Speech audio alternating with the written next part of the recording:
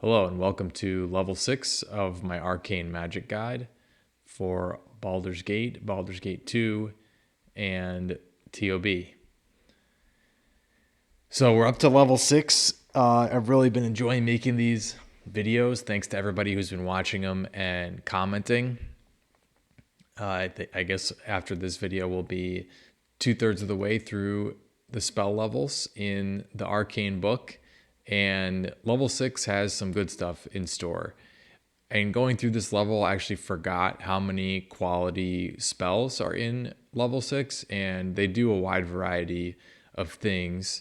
And there aren't too many spells that are just, save verse to negate effects or damage spells or crowd control spells like have taken up a lot of the lower levels. We're getting into higher level game mechanics and spells that are going to dictate late game magic strategies, and a wide variety of buffs, debuffs, offensive spells, defensive spells. There's some good stuff in here, and there aren't too many either of the very poor spells that you can completely write off and ever think about casting.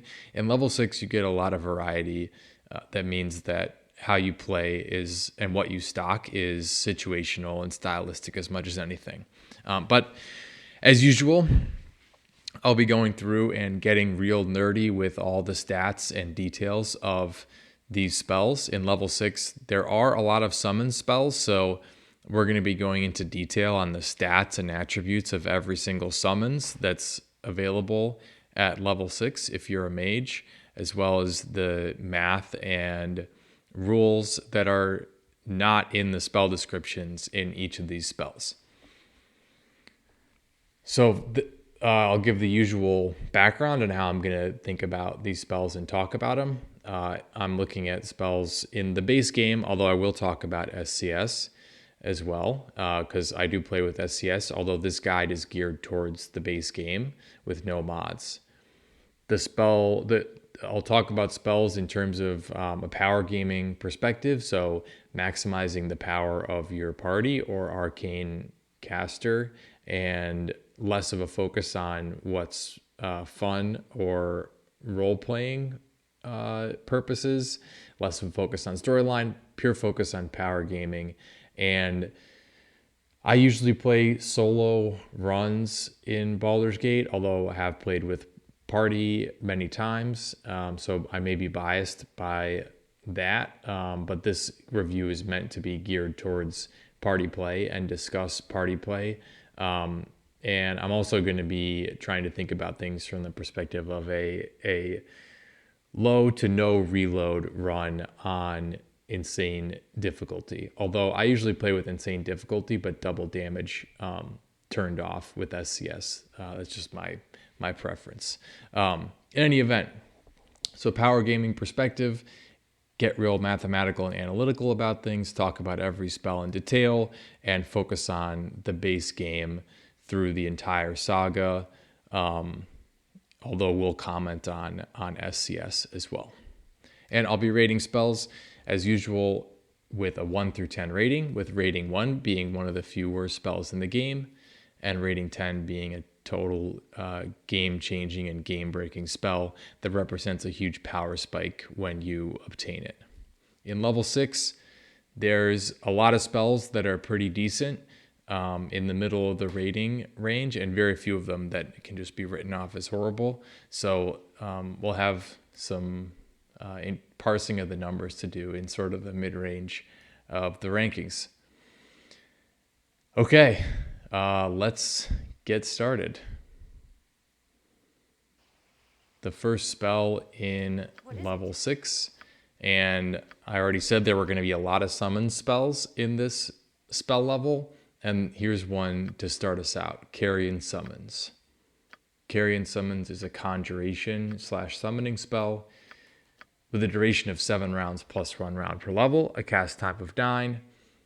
The AoE is special since it's a summon spell, and it'll summon the creatures wherever you click. And there's no save given it's a summons. There are 2 parts to this spell.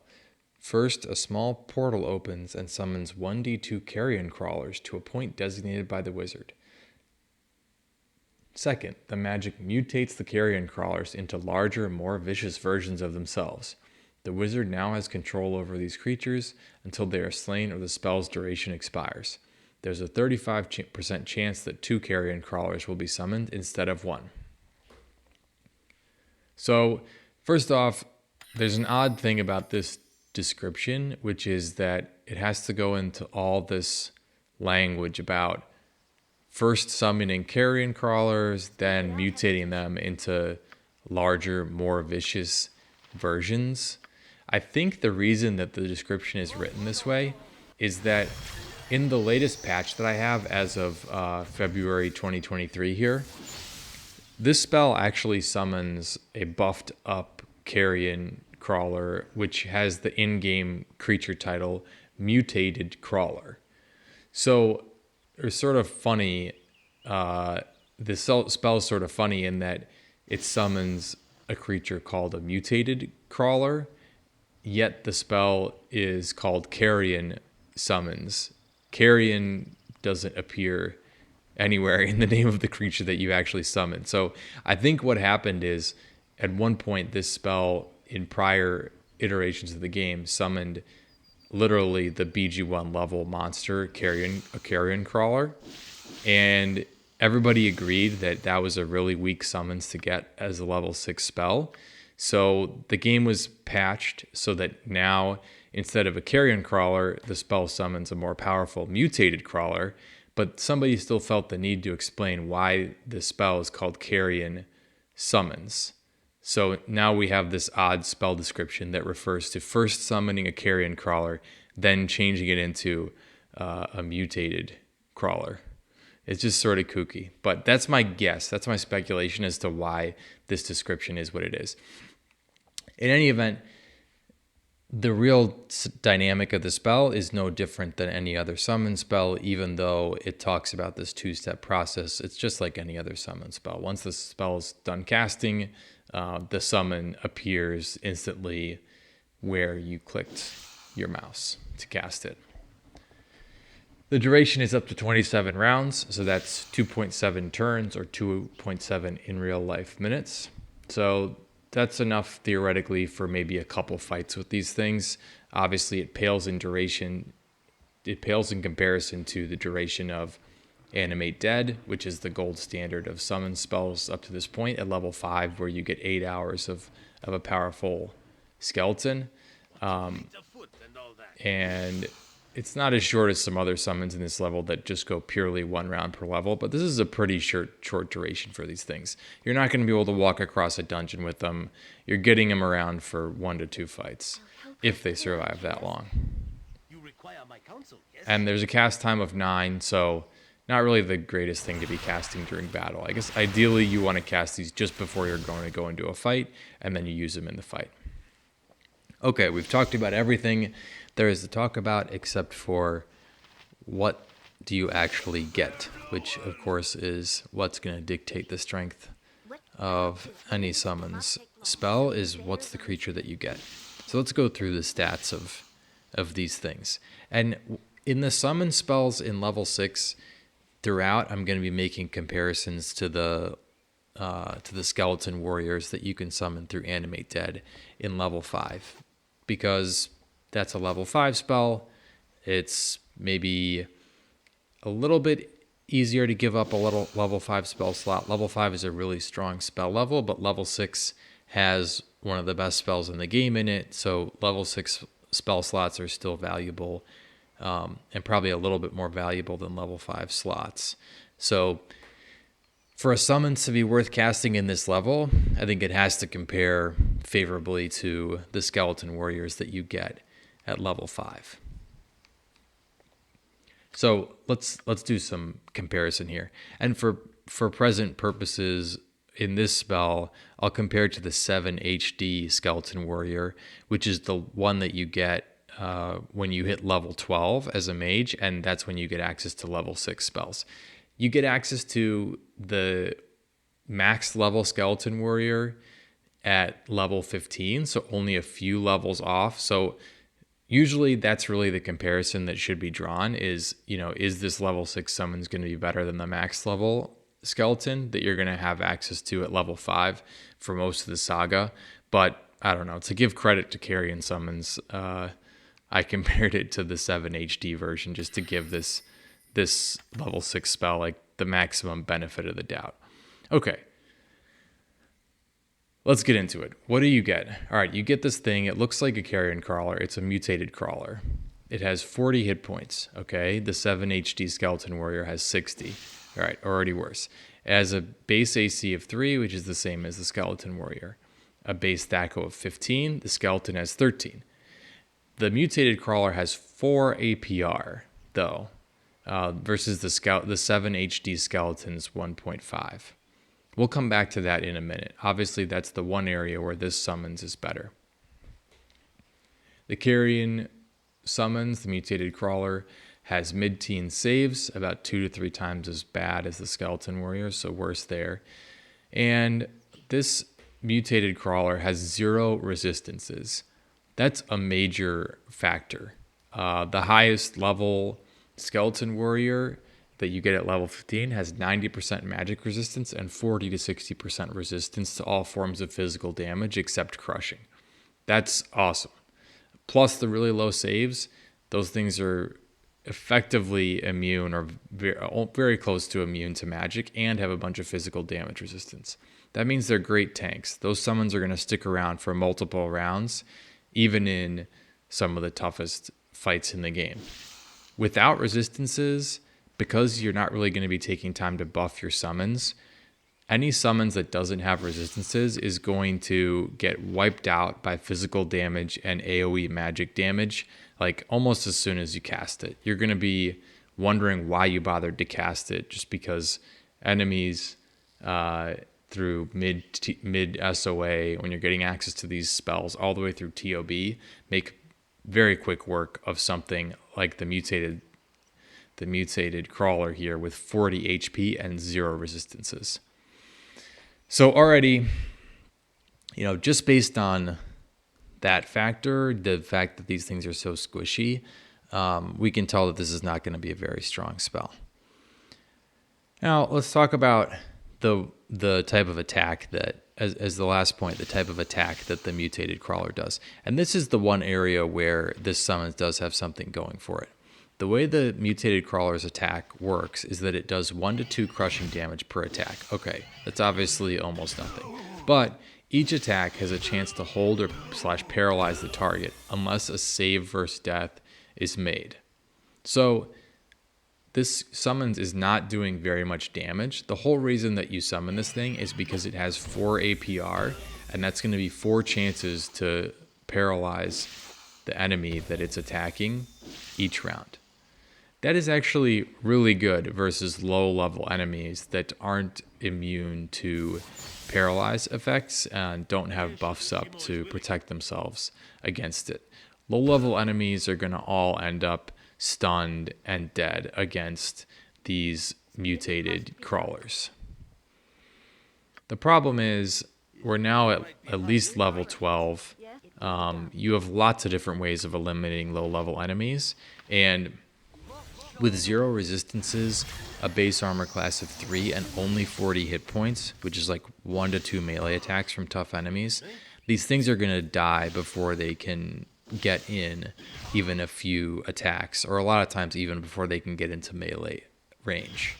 So yeah, it's cool to have 4 chances to stun enemies every round, but these things are just super squishy and will disappear off the battlefield shortly after you cast them. To sum up, the 4 APR with the paralyze attack is not nothing. So these summons are probably a little underrated. Rather than saying that this is one of the worst spells in the game, I'm saying that it's just bad, I guess, or mediocre at best. There's no scalability to this spell. The summons don't get any better over time, and this summon is clearly worse than the Skeleton Warriors. So I'm going to rate this spell a 3 out of 10. I don't think it's terrible, like a 2 or even a worst spell in the game type status, given the 4 APR and paralyze effect. But if you have any other decent level 6 spell, you're going to choose it over summoning these things. And if you have your choice of summons between level 5 skeletons and the Carrion summons, you're always going to go with Animate Dead at level 5. So 3 out of 10 for this spell. Next up, Chain Lightning.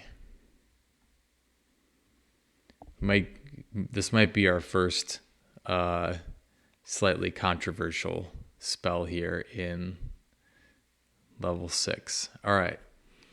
So Chain Lightning. It has a range of 40 feet, a cast time of 5, AoE special, saving throw for half damage. When the wizard casts Chain Lightning, arcs of electrical energy burst from her fingertips. These brilliant arcs of lightning leap at all enemies near the caster, burning them with electrical damage. The lightning causes 1d6 points of damage for every 2 levels of the caster. If the target of the lightning saves for a spell, only half damage is inflicted. Thus, a 12th level wizard will cause 66 damage to a victim, or 3d6 if the victim makes her saving throw for a spell. Okay, let's talk about in a bit of detail how this works here. So first, how this damage spell actually deploys. It's party friendly, but there's sort of an interesting mechanic because this is not an AoE spell. You do need to target it on an individual creature, whether friend or foe, to initiate the spell. But if you target your own party member and there's either only other friendly units nearby or no units nearby that friendly creature that you targeted, then the spell is going to have no effect, because the way it works is that the Chain Lightning, for each target within the AoE that it reaches, it checks to see whether that target is friend or foe. And if the target is friend, then the spell does nothing, and if it's foe, then it deals damage. So you can actually target this as a friendly character that's in range of the spell, that has enemies nearby, and the Chain Lightning will go out to the friendly character, bounce off that character doing nothing to it, and then spread out to enemy characters that are within the AoE of the spell, which is kind of cool. You can kind of use a member of your party to detonate this thing on enemies. Like if there's a fighter or a tank in your party that has a bunch of enemies surrounding him, then you could cast Chain Lightning, targeting your fighter tank, and he won't be affected, but the enemies will be hit. And that actually works against enemies that are invisible as well. So you could do this cool tactic where you send a friendly, if you don't have divination, or there's an enemy that's got improved invis up that you can't get the invis off of to target it with spells.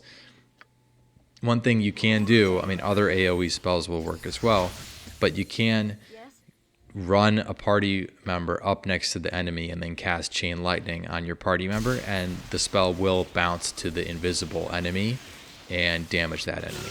Kind of cool. It kind of reminds me of like in Brood War or StarCraft, eliminating cloaked enemy units by sending one of your own units near it and then targeting your own unit with an attack that does splash damage. Although the Chain Lightning doesn't need to actually damage your own unit to have a similar effect. So that's a minor thing that's about how this spell works, but kind of a cool thing. Also, the spell, it works on an AoE that seems to be a sort of a similar radius to a Skull Trap. So what will happen is that the initial bolt of lightning will go towards the character that the spell was cast upon, and then once it hits that character, it'll check what other characters are within a radius around that character and at the time that it hits the character, and the Chain Lightning will spread to those to those enemies. There's not a limitation on the number of enemies it can spread to. So you can hit, a dozen tightly clumped enemies as long as they're near the enemy that you cast this thing on. This isn't like a tree branch logic where you only get a certain number of branches, so there's a limit on the creatures that you can hit. At the end of the day, I think what this really means is that the way to think about this, although the animation makes it seem a little bit different, the way to think about this spell is it's really like a party-friendly AoE, which is the best type of damage and other type of spell in the game. Something is AoE, that's great, hit multiple targets. If it's party-friendly, even better. All right, what else can we say about this thing before we get to, the obvious drawbacks as to the amount of damage? Well, it does lightning damage, and lightning damage is, I think, the second best damage type. I mean, maybe it's third after acid damage, or maybe third after poison and acid damage, which are very hard to come by. But it's sort of right in that second tier with acid and poison damage after magic damage. Magic damage that you get out of Magic Missile, Skull Trap, Abbey Dalzims is the best damage type in the game. Better than physical, better than anything else. It's the least resisted damage type, and it will damage the most types of things. Lightning, I think, is right in that second tier right after this. It's way better than fire, better than cold. It does damage undead. It does damage demons. So, this is a good damage type. All right. So, the non-number related aspects of this spell are all pretty good. Lightning damage, great damage type. Party-friendly AoE, that's cool. Impact enemies that are in invis, if they're in the AoE, by triggering off of your own party member. Okay, that's very situational, but that's kind of cool too. Now the numbers. Obviously, the underwhelming thing about this spell is the damage of 1d6 damage per 2 levels of the caster, or a save versus half. A save for half damage if a save versus spell is made, which makes the damage seem even more underwhelming. At the end of the day, that means that at lower levels, like as soon as you hit level 12 and get access to level 6 spells, you're never going to take Chain Lightning over other much more powerful spells in the level that are great right when you get them, right? The example numbers that are given in the description here, 66 damage or 3d6 if the victim saves, right at level 12, no way. I mean, that's a pass. The spell is weak at that level. But as you get later in the saga, and once you max this out at level 20, where it's doing 10d6 with the save versus spell for half, this is not a bad spell. That works out to an average of 26.25 damage per target if the target that saves for a spell about half the time, versus 52.5 for Skull Trap. Skull Trap is an awesome damage spell. It's the best one that you get before level 8. And this is half as good as that. Still, if you're catching multiple enemies, you have a chance to do, over 100 damage easily with this spell. So once you get to high levels, this spell is not horrible. It'll do the same as a lightning bolt or a fireball, for example, which cap out at 10d6.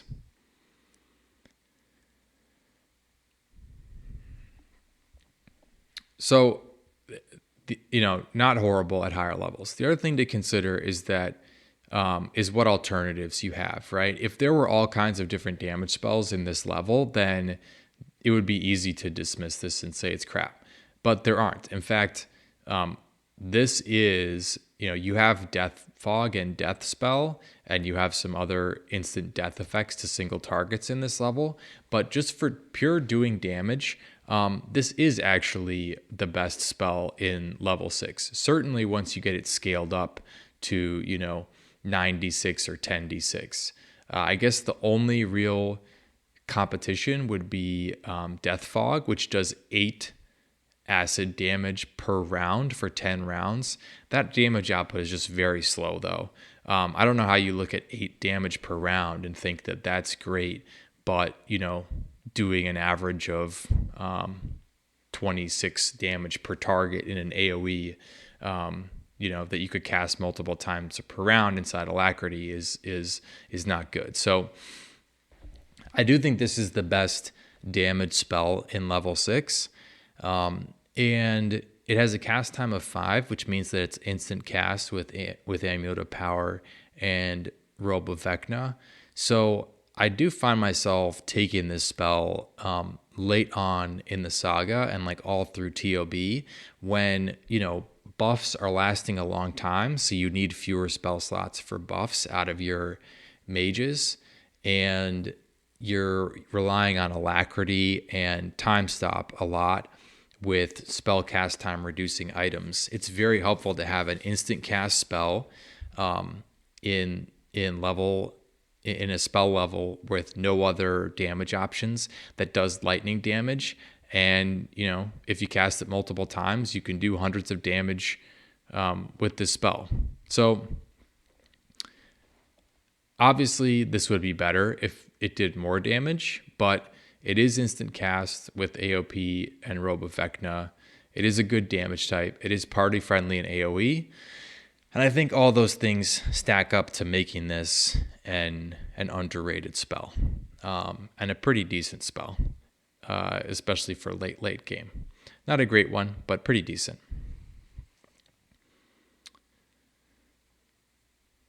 So I'll rate Chain Lightning. What did I come up with here?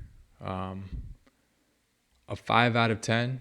A decent spell that has limited uses through at least part of the saga. Yeah, I mean, I think maybe you could even go 6, but I'll stick with 5 out of 10 just because it takes a while to scale into this being something useful, and it's really best paired with improved Alacrity and AOP and Robe of Vecna. But this is a good spell in late game when you can instant cast it and wipe out groups of enemies that way. So underrated. And it's the best damage spell in a level, and anytime something's the best damage spell in a level, it's worth considering. Rating 5 out of 10 for Chain Lightning. Okay. All right, now we're gonna go real long with talking through some summons, because next up we have the trifecta of Conjure Air Elemental, Conjure Earth Elemental, and Conjure Fire Elemental. And because I'm sick, I had to go through and document so I can talk through all of the stats of each of the iterations of all these summons. And, we couldn't just get one good summons out of each of these spells. Instead, we have to have this probabilistic effect inside these spells that means that there's a total of 9 different creatures that could come out of these 3 different spells. So we're going to talk a lot about elemental stats, but I wanted to be complete and detailed with this review, so that's the pain that we all have to go through. And we'll start with Conjure Air Elemental. The duration is 1 turn per level, a cast time of 9, and no saves. It's a summons. I'm not going to read the description and go through the pain of reading about this psychic battle mechanic once again. But obviously, this is the grown-up version of the Conjure Lesser Elemental variety of spells that appeared at level 5. Now it's not lesser, it's just Conjure Air Elemental, Conjure Fire Elemental, Conjure Earth Elemental. The other difference between this spell and the level 5 spell is this dynamic of a probabilistic chance as to which summons is created. And I'll read it out of the Conjure Air Elemental description. There's a 60% chance that a 12 hit dice elemental appears, a 35% chance that a 16 hit dice elemental appears, and a 5% chance that a 24 hit dice elemental appears. So these different elementals have differing hit points, but they also have differing stats like saves, AC, THAC0. Resistances aren't changing between the different hit dice or level of elemental, but almost all the other stats are. So I'm gonna have to go through each of these each of these different types of elementals that you can possibly get and sort of talk about the merits of those creatures. Because who knows? I mean, if the 60% one sucks, but the 35 and 5 are awesome, then maybe you should roll the dice on this spell. So we'll look at all of them. As a reminder, this spell, like the level 5 version, still has this horrible dynamic that it's going to stun the caster for 3 rounds, and after the 3 rounds are complete, the elemental's either going to go berserk or stay friendly and be able to continue to be controlled by the party. So already, you have problems. There's a ceiling on how good these spells possibly can be. You have to cast them out of battle, and there's a chance that you're going to cast something that gets you no XP for killing it because it's a summons and just goes hostile and attacks your party. So that annoying dynamic is still present. But let's see, now that we're at one level higher, if the quality of these summons are so strong that it's worth going through all that brain damage to summon them. Now, before I go into the different air elementals that you can summon here, I should apologize to Beamdog. In the last video on level 5, I suggested that the dynamics of this spell are something that feels like it was added in the Beamdog era, but this does actually date to the enhanced edition, as a commenter reminded me, or perhaps even earlier, because as this commenter pointed out, which is true and I remember it, there is a scroll of lesser air elemental summoning in Irenicus's dungeon, which has always been there. So these things have been around for a while with this highly convoluted, stun yourself and see if they go berserk mechanic. Doesn't change the fact that makes these that dynamic makes these spells pretty bad spells. Okay, let's talk through exactly what we get with the Summon Air Elemental spell. We'll start with the 12 HD version, which is the version that has a 60% chance of spawning. And again, I'm going to be constantly comparing these things to the summons that you create by level 5 Animate Dead, which to this point in the game is the gold standard summoning spell. So the 12 HD Air Elemental, it's called an Air Elemental. That has 96 hit points, armor class of 2, base 9 THAC0, 1 APR, saves in the 7 to 10 range, 0 resistances, does 1d20 plus 1 crushing damage, and is immune to magic weapons of plus 1 enchantment and normal weapons. So just looking at this, gosh, it seems awfully similar to the lesser elemental that you got at level 5. What do you get that's better? You get 32 more hit points. Your armor class is the same. You get a 4 better THAC0 for your single APR per round. Your saves are a few pips better. The same lack of immunities and same weapon immunity. So the one thing that was good about the level 5 version of this spell is that the summons does have this immunity to normal weapons and plus 1 magical weapons, and that's still retained. The other aspects, when you're looking at this 12 HD version, sort of get, a little bit better than the level 5 version, but not much. And this summons is still way worse than the Skeleton Warrior. Skeleton Warriors have 1.5 to 2 APR. They have the version you get at level 15 has 90% magic resistance. Skeleton Warriors have single-digit saves. They're going to do way more damage, be way more tanky, last for 8 hours instead of the 1 turn per level here, and no psychic battle. Okay, so you have a 60% chance of getting something that's marginally better than the level 5 lesser air elemental and is still way worse than a Skeleton Warrior. Okay, let's keep going. Maybe the more powerful air elementals are so much better that they're going to make the spell worthwhile. Okay, what's next? The 16 HD version. This version is called the Greater Air Elemental. Now, the first thing that you get is you get a bigger sprite, okay? The 12 HD version had the same regular character-sized sprite that you get with the lesser air elemental.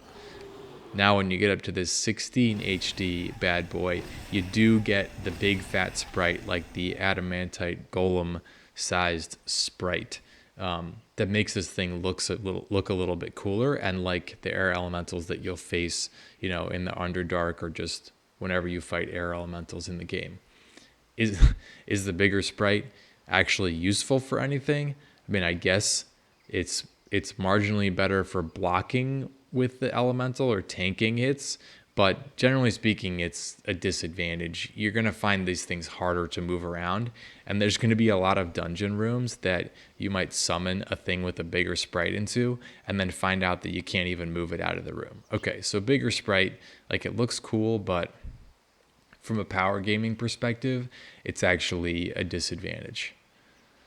All right, I covered the sprite size. That was very critical. Okay, the 16 HD version. Here are the stats. 128 HP, AC 2, base stat go of 5, still the same 1 APR, still 0 resistances, mid single digit saves, so about even with the Skeleton Warriors on saves. 1d20 plus 7 crushing damage with your 1 APR, and the same immunity to +1 and normal weapons. Well, the big difference, the other differences are incremental here. The big difference is really the HP, right? You're getting 128 HP versus 96 HP with the 12 HD version. That starts to seem really pretty chunky, right? That's like a late BG1 fighter, maybe. That's like adding a decent tank to your party. So it seems. I mean, you got to keep in mind, they're not going to have any buffs when they come out, and these things have no resistances. I'll keep saying that. The impact of the resistances is super significant. I'll just put that into some numbers here to explain why getting 128 HP versus the Skeleton Warriors is not a huge advantage. Let's just do some simple math here. So let's take slashing damage, maybe the most common physical damage in the game. The 9 HD Skeleton Warrior has 80 hit points, so that's the Skeleton Warrior you get at level 15 plus. It has 80 hit points, but it has 40% slashing resistance. So the outcome of that is that it actually takes 133 points of slashing damage to kill the skeleton. That's more than the 128 HP of this greater air elemental. If you're talking about magic, there's not even any competition because the Skeleton Warrior has about even to better saves, but more importantly, the Skeleton Warrior has 90% magic resistance. It's going to take way longer to kill this thing with magic than it's going to take to get rid of 128 HP with no resistances. So, yes, the HP seems pretty good, but once you factor in resistances, the Skeleton Warrior is still better, and the Skeleton Warrior is doing 2 APR. The Skeleton Warrior is doing about twice as much damage as this thing. So it's way better offensively, and it's still better defensively. And this is the greater air elemental we're talking about here. Okay, all right, so we've made it through 95% of the cumulative probabilities as to what you're going to get here. And it's clear that this is not going to be a great spell because these two elementals are still worse than Skeleton Warriors. Next, it's the big bad Elder Air Elemental, the 24 HD Elemental, okay? You have a 1 in 20 chance of summoning this thing. So if you stock your entire spell book with just summon elemental spells, and maybe over a few days of casting, you'll get one of these things. But let's talk about it anyway. The Elder Air Elemental has 192 hit points, armor class of 2, low single-digit saves, a base stat of 0, so pretty much always going to hit its attack, but still 1 APR, same lack of resistances, and immunity to +1 weapons and normal weapons. The Elder Air Elemental is doing 1d20 plus 10 crushing damage per round. Okay, so it took us getting to the Elder Air Elemental to get something that's clearly better than the Skeleton Warrior, at least in some metrics. It has a better THAC0, it has more HP, even once you factor the physical damage resistances. It has better saves. It still has less damage output. And it's still much weaker versus magic, considering the complete lack of magic resistance. So, yes, you have a creature here that if you're fighting against enemies that do a lot of physical damage, this is about as good as the skeleton, but the duration of the spell is still a fraction of the skeleton of Animate Dead. You still have to go through this psychic battle. And at the end of the day, this is a 1 in 20 chance, okay? It's highly unusual. You have 3 times higher chance of the elemental that you summon going berserk and trying to kill you than you do getting this one, pretty decent 192 HP, tanky, chunky monster. So, where does that leave us? Like, so many stats, so much intricacy to this spell, all just to get to a place where you have a 1 in 20 chance of summoning something that's better in some ways than a Skeleton Warrior, but in most ways not better. It's just, like, I feel like the mage that just went through Psychic Battle to summon an elemental, just talking about these spells. Like, I went through Psychic Battle to write all these stats down and regurgitate them just to get to the conclusion that this is a bad spell that is worse than comparable spells in level 6, worse than other summon spells in level 6, clearly worse than, variety of other buffs that you get, and worse than Animate Dead at level 5. So I'll rate Conjure Air Elemental a 2 out of 10. Not as bad as the lesser versions, because you do get some decent tankiness here through the higher HP, but not a quality spell. You're not going to want to use this. 2 out of 10. All right. I'll try to be quicker with the Conjure Earth Elemental and Conjure Fire Elemental spells, since all there is really to talk about is the stats of these things. And there's going to be 3 creatures to cover inside each spell. So next up, Conjure Earth Elemental.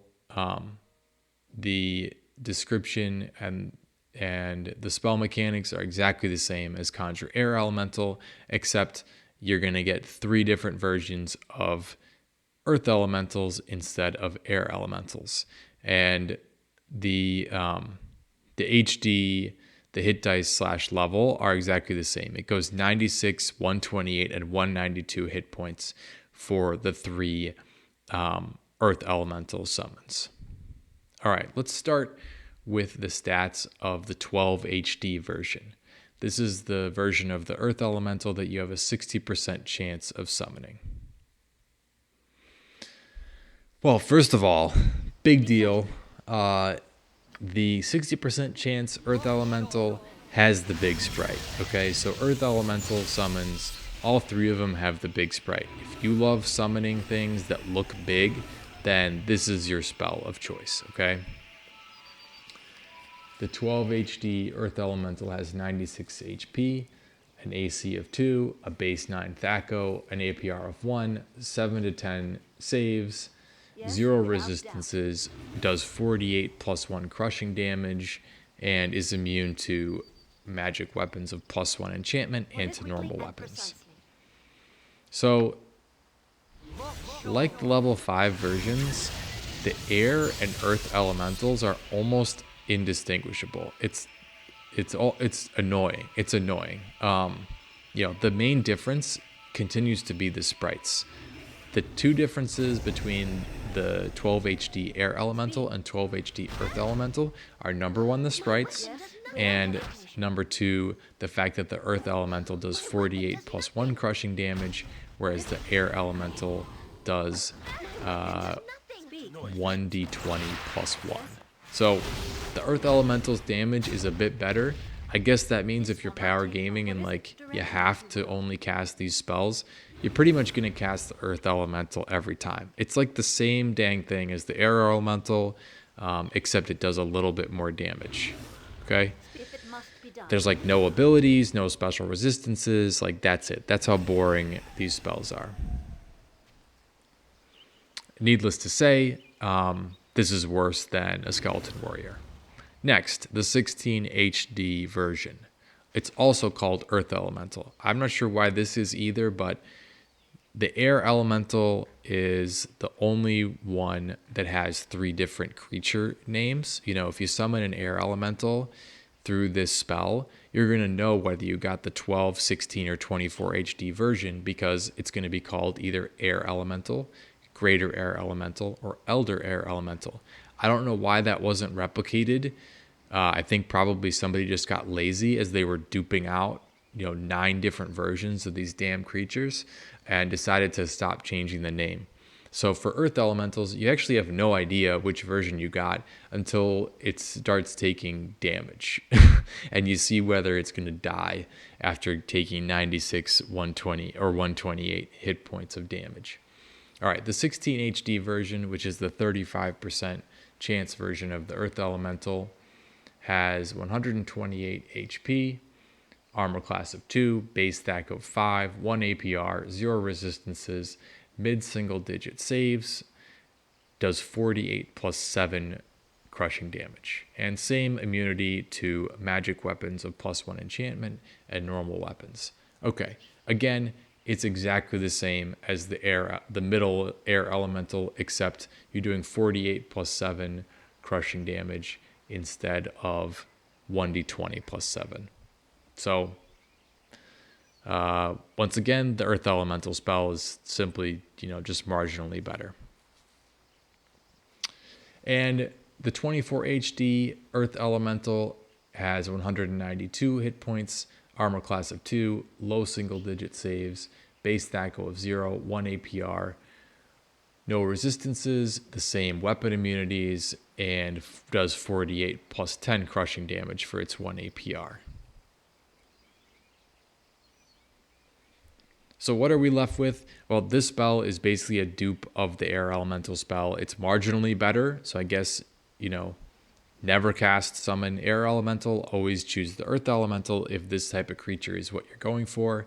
But needless to say, compares disfavorably to the Animate Dead spell because of the lack of resistances, and this is about as good a spell as Summon Air Elemental. I'll rate it a 2 out of 10 for Summon Earth Elemental. I have in my notes here, I was tempted to rate this higher than Summon Air Elemental since it is almost exactly the same but a bit better attack. Immediately this becomes preferred to the Air Elemental summon spell. Then I summoned one and it went berserk and killed me in my playtesting, reminding me it is 3 times more likely to have this thing attack you than it is to summon the strongest version. Rating 2 out of 10. Okay, last of these 3. Thank God. Conjure Fire Elemental. Okay, now we're talking about the Fire Elemental. Otherwise, the dynamic is completely the same. In level 5, the Lesser Fire Elemental was the best of the 3, simply because it had 100% fire resistance and had an attack that does some fire damage. And, not to spoil it, but the outcome is basically exactly the same here. The 12 HD Fire Elemental, so the 60% probability one, is called the Fire Elemental. There's no differentiation between the names and the different versions on this one either. It has 96 hit points, armor class of 2, base 9 THAC0, 1 APR, 7 to 10 saves, 100% fire resistance, and does 3d8 crushing damage plus 1d6 fire damage. And the same immunity to magic weapons of plus 1 enchantment and normal weapons. The 16 HD version of the Fire Elemental does have a bigger sprite than the 12 HD version. Although for the Fire Elemental, the base of the sprite doesn't get bigger as it does with the air elemental. It's just the size of the animation gets larger, if that makes sense. Okay, so you have like a really tall guy, you know, like 12 HD fire elementals like Steph Curry, and then 16 HD is like LeBron James. Okay. 16 HD has 128 hit points, armor class of 2, base stack of 5, 1 APR, 100% fire resistance again, mid single digit saves, and does 3d8 crushing damage plus 1d6 fire damage. All the fire elementals do the same attack, 3d8 crushing plus 1d6 fire, the same damage. And the same immunity to +1 weapons and normal weapons. Finally, the 24 HD Fire Elemental has 192 HP, AC of 2, low single-digit saves, base stack of 0, 1 APR, 100% fire resistance, does the same 3d6 crushing plus 1d6 fire damage, and has the same +1 in normal weapon immunity. Whew. All right. Is anybody still listening to this crap? Okay. You know, the game gave us 9 different summons with very similar stats, except slightly changing between the different versions. The game gave us 9 different summons that none of them is clearly better than level 5 summoned skeleton warriors, and we had to talk about all of them. That's just the way that I'm doing these reviews. The conclusion is, you know, for Conjure Fire Elemental, this is the best of these 3 spells once again, just because the 100% fire resistance plus the fact of having some elemental damage that'll go through stone skins on the attacks does make this at least situationally useful if you're fighting, you know, in the Fire Temple in TOB, or you're fighting enemies that do a lot of fire damage, like maybe Furkrag. Then you could argue you should summon some of these. Skeleton warriors are still going to be tankier with their 90% magic res and physical damage resistance, I think.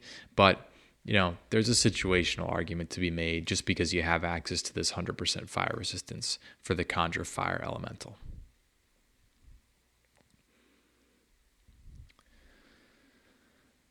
I guess the last thing I'll say about this series of spells is, like, maybe somebody would look at this and be like, look, you have a 5% chance to summon a 192 hit point, you know, level 24 effective fighter. You know, why is that not powerful? It's a level 6 spell, 192 hit points. That's so tanky, you know, that's a valuable ally. Yes, you know, in a complete vacuum, having 192 hit point summons is a good thing. You know, in a vacuum, that's a powerful thing. Maybe if you got that summons 100% of the time and you didn't have to stun yourself and it lasted for 8 hours, like, that would definitely be a quality spell. But we're not looking at spells in a vacuum here. We have to think about opportunity costs and relative value. The lack of immunities means that 192 hit points will go away a lot of times much more quickly than the lower hit pointed skeletons hit points. And it's just the practical reality that this late into the game, you need to have protections and resistances to survive. And if you don't, it sort of doesn't matter how many hit points that you have. So, you know, not garbage here with the Conjure Fire Elemental, just not very good. And there's much better things to be taking in your level 6 spell slots. I will rate this spell a 3 out of 10. So slightly better again than the other 2, just given the fire resistance creates some potential for situational utility.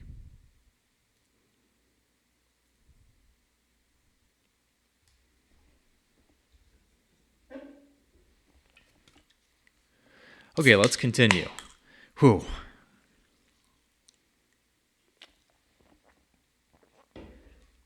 I'm glad that I got all those very similar summons out of the way, and let's move on to something much cooler, much more interesting to talk about, and a much better spell, Contingency.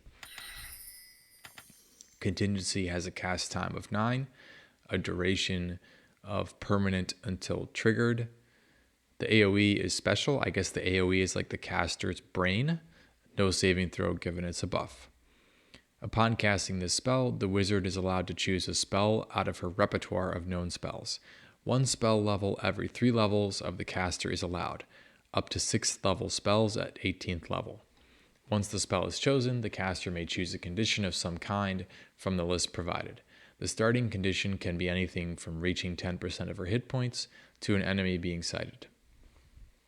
Once this starting condition is satisfied, the spell that was chosen will be cast automatically. I'll skip the example in the middle paragraph because we'll get into that later. A limitation of this spell is that the target of the spell placed in their contingency must be the caster. Therefore, it may not be an offensive spell, nor may it target any other party members. Okay, this is not really accurate. Like yet another way in which spell descriptions are not true. You can actually put an offensive spell into level 6 contingency. It will still just be cast on the caster. So you can place as an example, you could place an AoE spell in here that's a party friendly spell, or a spell that you know you're going to have an immunity to, and the spell will go off centered on the caster. You can do that. So it's not true that it may not be an offensive spell. It may. And it can also, affect other party members to the extent it's an AoE. All right. So that correction aside, what is this? So this is sort of in the same family as spell triggers and sequencers, although now we get to an even more advanced version and a really cool game mechanic that was introduced in BG2.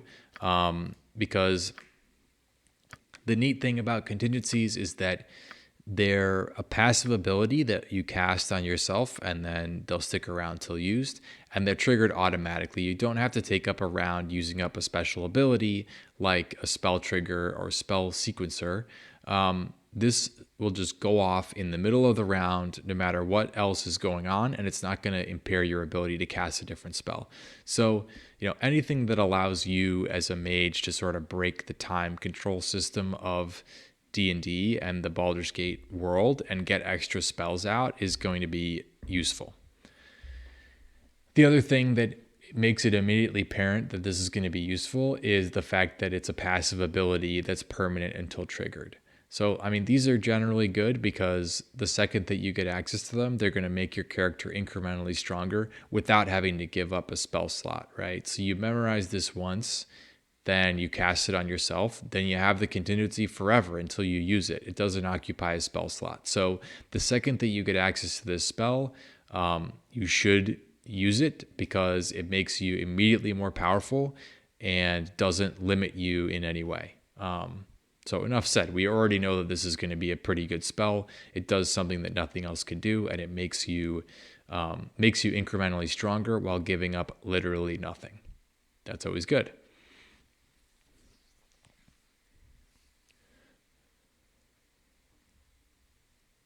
Just to pause on that for a second, if you're a mage and you can learn this spell, you should do so and cast it as soon as you get access to it to level 6 spells.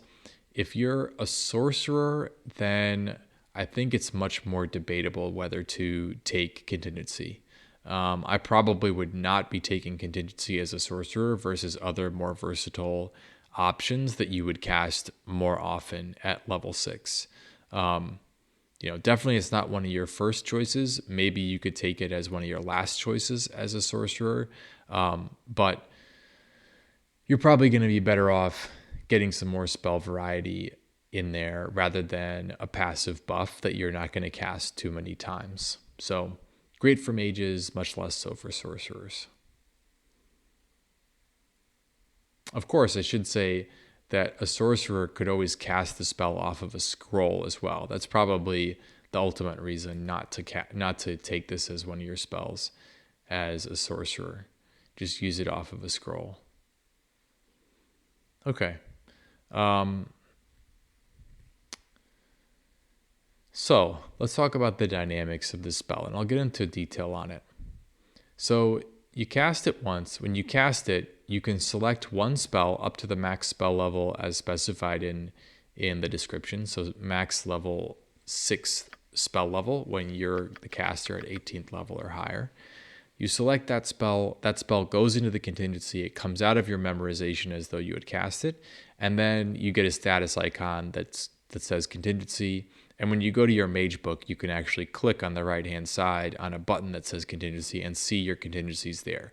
There are 2 contingency spells, this level 6 version and then Chain Contingency, a more powerful version at level 9. So if you have both of those up, then when you click the contingency page, you would see both of them. But you can see these in your spellbook, and you can actually remove a contingency in your spellbook as well. If you didn't have that removal feature, then this would be a little bit harder to use, because the only way to get rid of the contingency would be to trigger it somehow. And contingencies are not dispellable by dispel magic or anything. The only way they're going off is if the trigger is met, or you or you remove the contingency.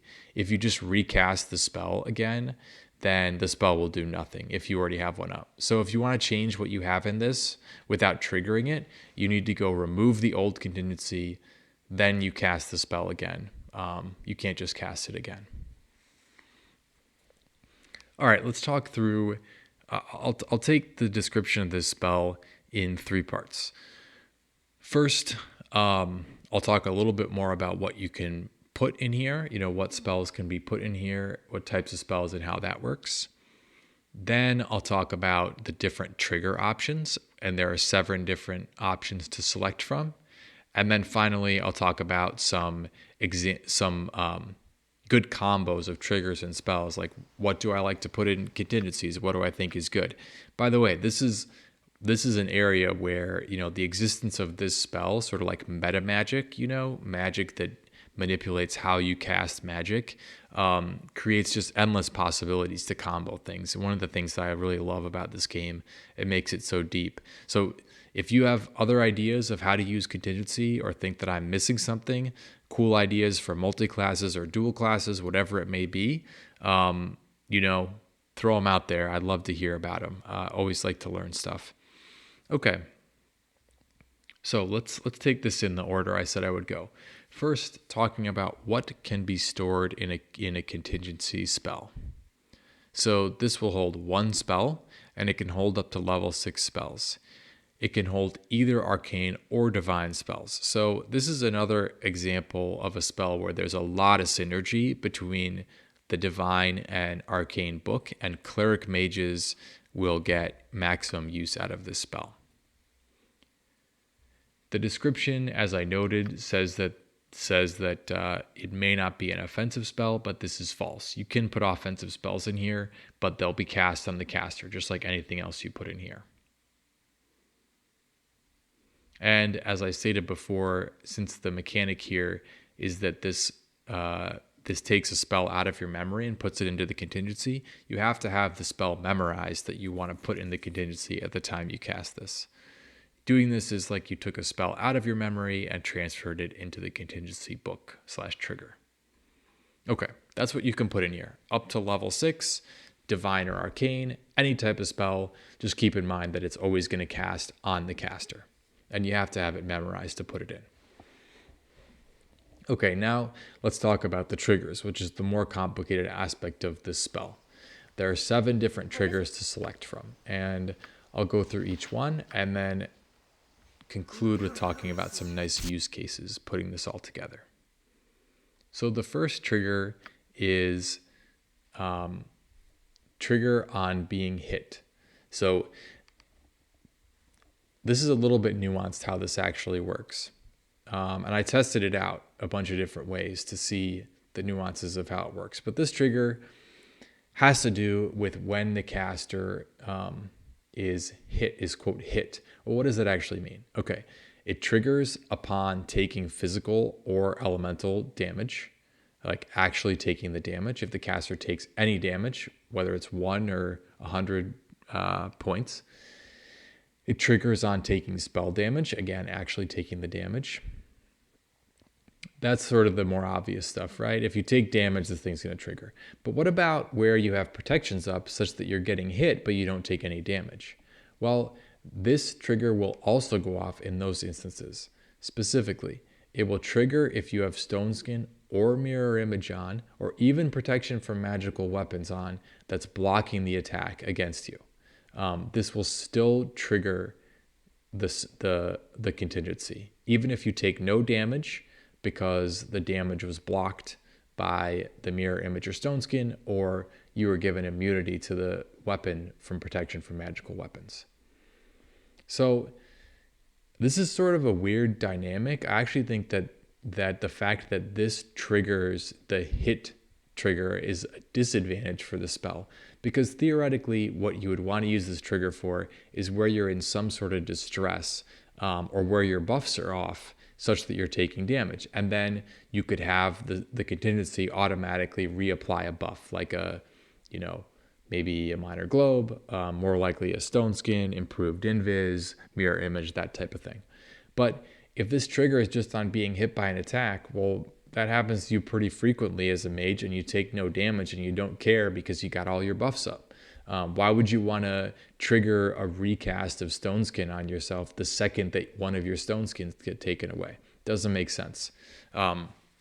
So that dynamic sort of makes this trigger not very useful, I think.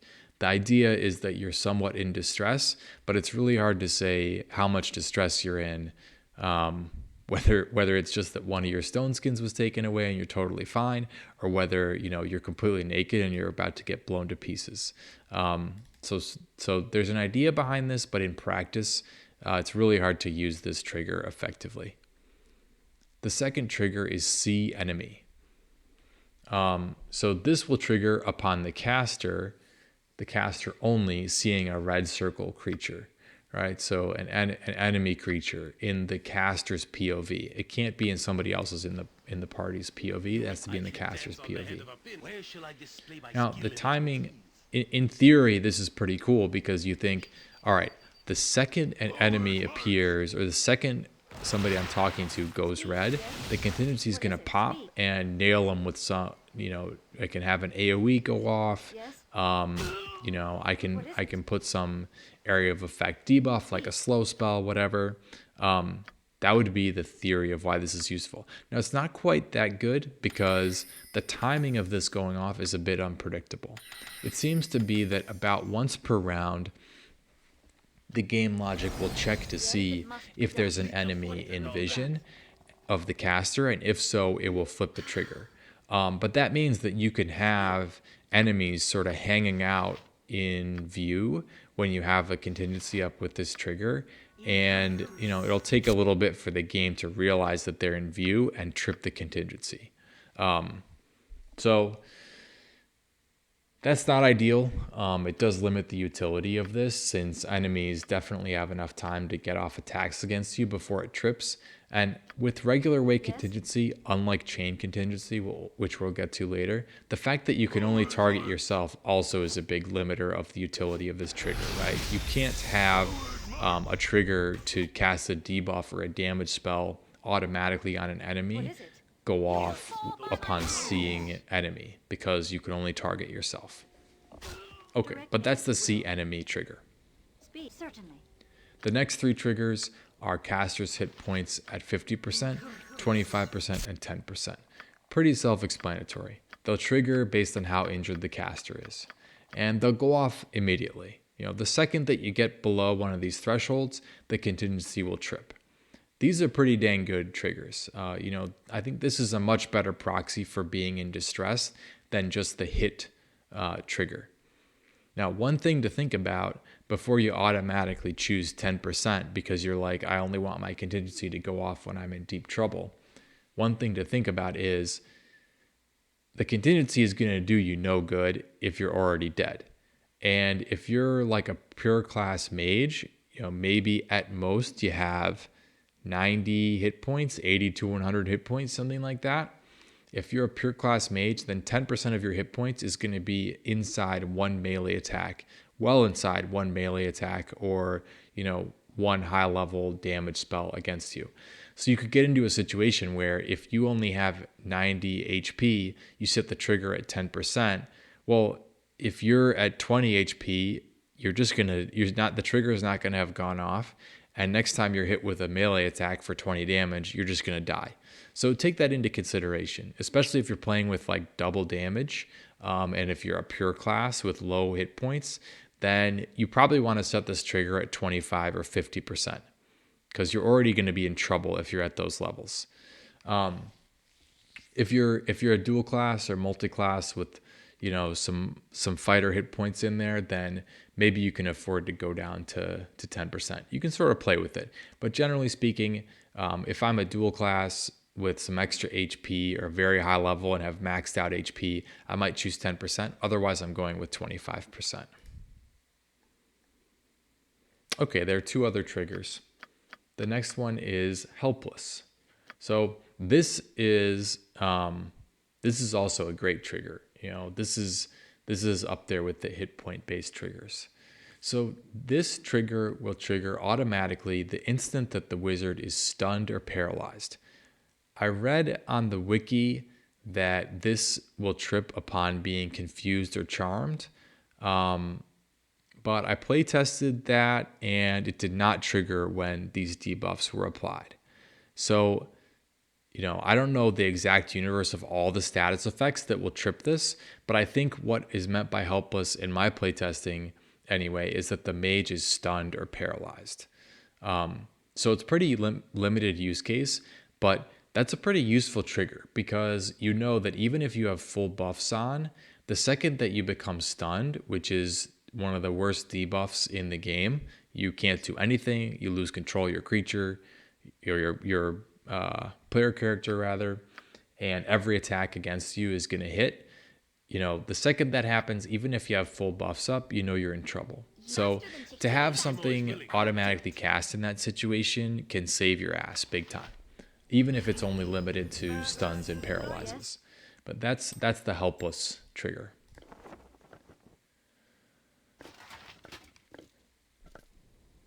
Something to keep in mind is that it will go off even if it's a self-inflicted stun. So as an example, like the mental combat that you get into to summon elementals with these summon elemental spells that we just went through, if you have a contingency up that triggers upon being helpless, it's going to go off when you stun yourself through those spells. Take the meaning out of that you will. Maybe it means that just confirmatory that those spells are bad, but that's how this trigger works. All right, and the last trigger of the 7 is poisoned. Pretty self-explanatory. This triggers if the mage is under the poison status effect. So if you've been infected by some poison as a status effect, that's doing poison damage to you over time. Just taking poison damage, like inside a cloud kill, does not trigger it. You have to be hit by the status effect. Now, if you really think more critically about this trigger, it's a real head scratcher, because there's nothing in the entire Arcane book that undoes poison damage. So, Dispel Magic doesn't counter it. There's nothing else in the Arcane book that removes poison. There's no spell.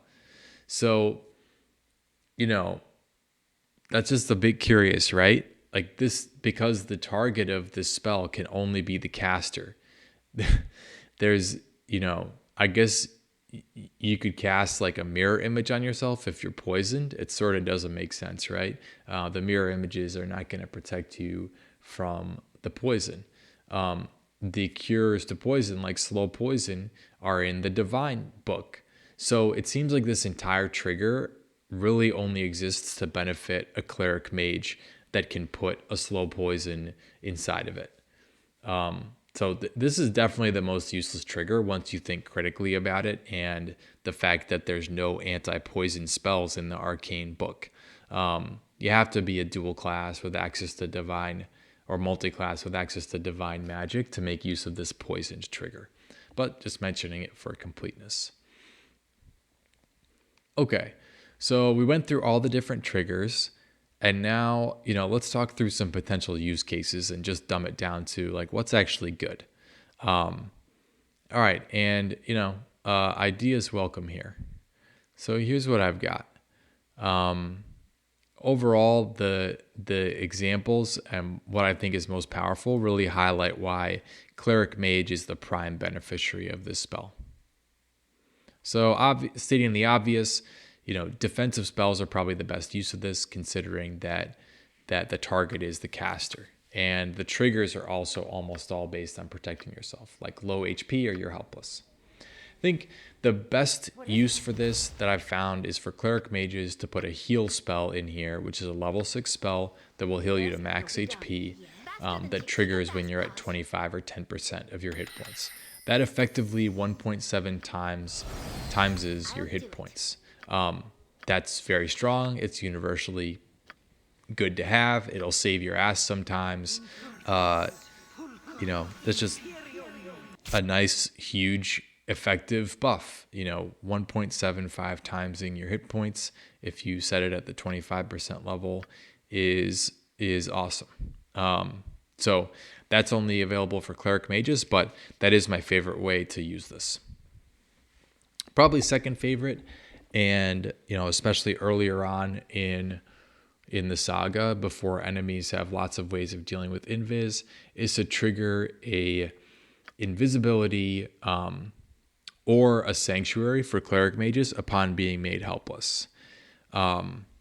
So what this will do is, and I do think it's much better to have regular way invis, just because then the duration is super long. But against some traps that are hold traps, the one that drops the green goo on top of you is a great example. Or against some super long stun effects like power word stun, symbol stun. You are going to be dead unless you have a way to sort of take yourself out of the fight and protect yourself until the stun wears off. If you're doing super high level fights with a bunch of enemies that see through invis or true sight, then this is going to go away.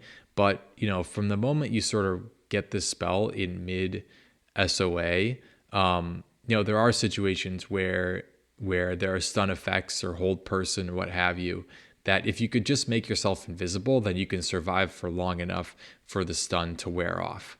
So that's a nice option to have, and that can really save your ass in like a no reload run to have a sanctuary or invis go off.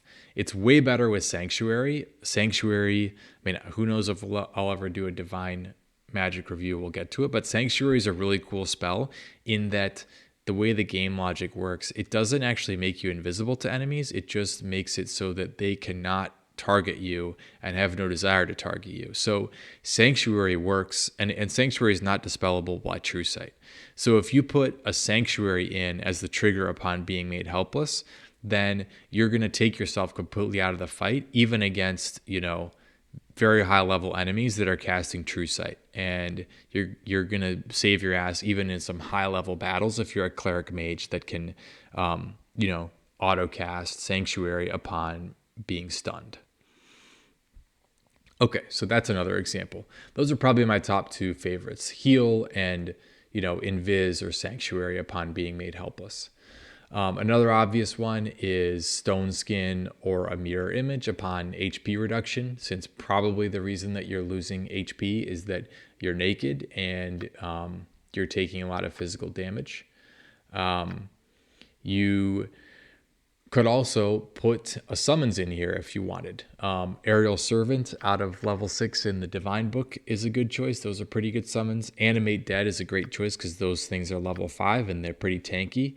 You could have that trigger upon being made helpless or low HP and hope that that summons is going to distract enemies long enough for you to get away. That's a decent option.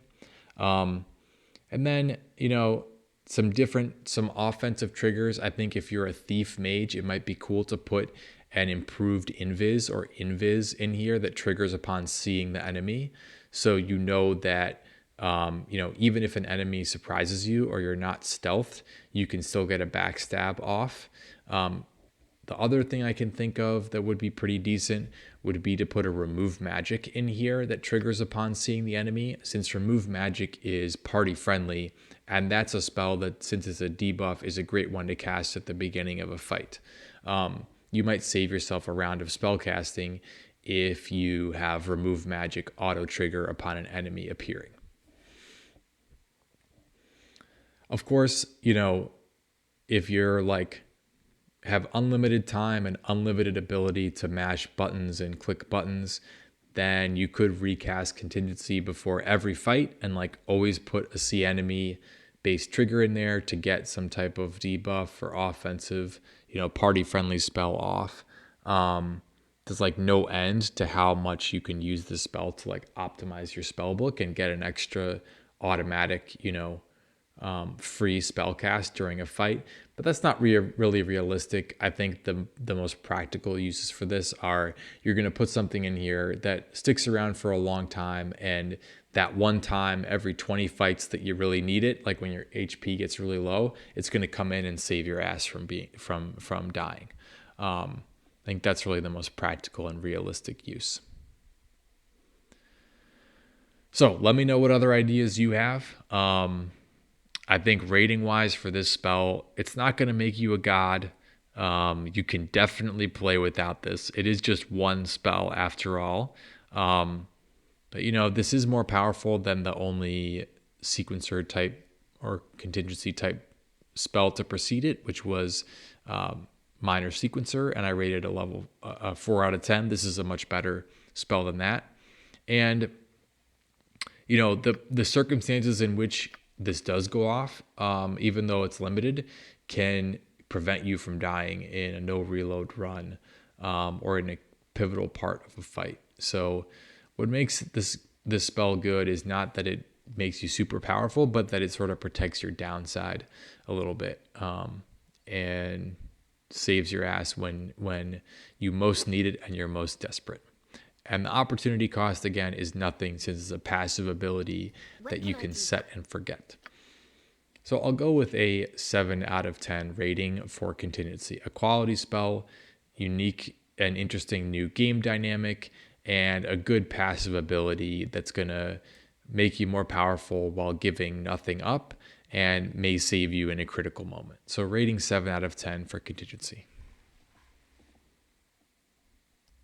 All right, next spell in level 6 is Death Fog. Death Fog has a duration of 1 turn, a cast time of 6, AoE, a 15-foot radius, no saving throw. The casting of a Death Fog spell creates an area of solid fog that has the additional property of being highly acidic. All animal life not immune to acid suffers 8 points of damage for each round they are exposed to the vapors of the Death Fog. Death Fog will also instantly kill all summoned creatures, regardless of their hit dice and immunities. Okay, so this spell, it sort of comes in a pair in level 6 here. There's 2 spells, Death Fog, and then the next spell, Death Spell. Boy, it does make it confusing that the names of these two are so similar and they do similar things. But Death Fog is the first in this pair of 2 spells in the game that have this feature of instantly killing all summoned creatures regardless of their hit dice and immunities. So obviously this is a pretty well thought out game. There's balance, there's counter spells, and there's some very strong summons in the game that have a lot of resistances that these 2 level 6 mage spells were created to counter.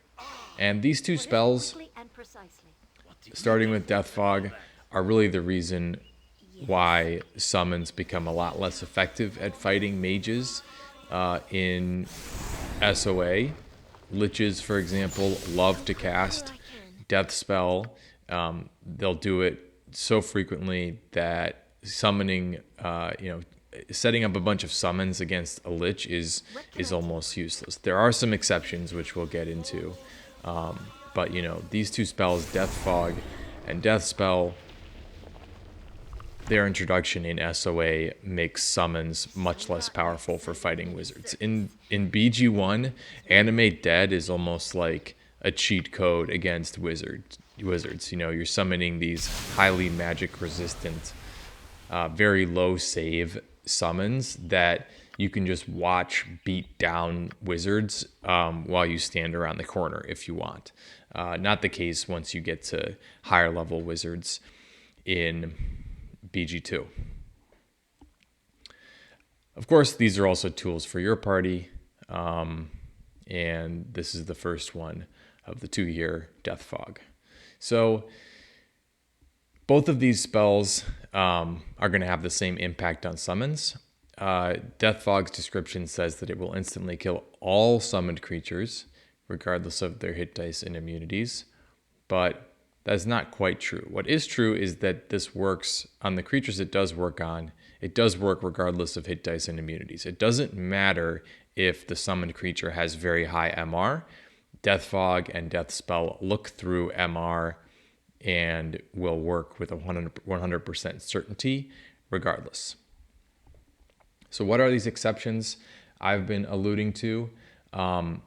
So the description again for Death Fog says all summoned creatures, but in reality, demons, devas, and planetar are immune. So to be more specific, from the Arcane book, only the following summons will survive inside a Death Fog.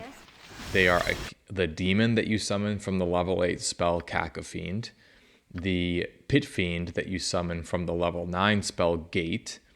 Planetars, whether fallen or not, will be immune to this because they're solars or extraplanar creatures. And those are the three varieties of spell from the Arcane book that are immune to this, and from the Divine book, devas are immune to this. Other than that, Death Fog will get rid of every summons in the game. Probably the key summons that's relevant for are skeletons, and in particular, Mordenkainen and swords. We'll get to Mordenkainen and sword in level 7, but enemy mages do love to cast that spell. High-level enemy mages do like to cast that spell in BG2 and TOB, and Mordenkainen swords are immune to physical damage, and they're immune to all forms of elemental damage. They are not immune to magic damage, so you can kill them with magic damage, but really your two options are magic damage or Death Fog or Death Spell for dealing with Mordenkainen swords. And you don't get access to party-friendly magic damage until you get Abi Delzims at level 8, so you really can use a way to deal with Mordenkainen swords in sort of mid SOA that is party friendly and that isn't just trying to kill them with magic missile or skull trap. And Death Fog does come in helpful for that. For enemy summons that are not highly magic resistant, you can just chop them up anyway. So that's why I focus on the Mordenkainen swords and the skeletons, which have higher magic resistance and so are difficult to deal with, and also physical damage resistances, so they're difficult to deal with without a Death Fog or a Death Spell. Okay, so we talked about the impact on summons of Death Fog. Now, what else does this do? Well, it lasts for 10 rounds or 1 turn, and in addition to killing summons, it will do 8 acid damage per round to anyone in the AoE. By the way, the summon killing effect also works, I think, once per round to any summons that are in the AoE. So if you cast Death Fog on top of an enemy mage, not only are you going to do the 8 acid damage, assuming the mage doesn't have acid resistance up, but you're also going to wipe out any non-demon, non-extraplanar summons each round, regardless of when the mage casts them. So, the enemy mage could sit there casting Mordenkainen sword for 4 rounds in a row, and the swords are going to get killed because the fog is still going to be present for that entire duration. So the damage here, it's a little bit like Cloud Kill. I guess the theory behind it is that it's a rarely resisted damage type that has a chance of interrupting magic users. And because this is level 6, Deveron points this out in his excellent level 6 spell guide video. But because this is a level 6 spell as opposed to Cloud Kill at level 5, this will impact liches who are immune to level 5 spells and below. So this is a good spell for just a good anti-caster spell. in general. The 8 damage per round, other than interrupting your enemies, we're not talking about massive damage. It's not going to help you against fighters. And of course, it's probably going to damage your party as well, because it's very difficult to get 100% acid resistance on your entire party.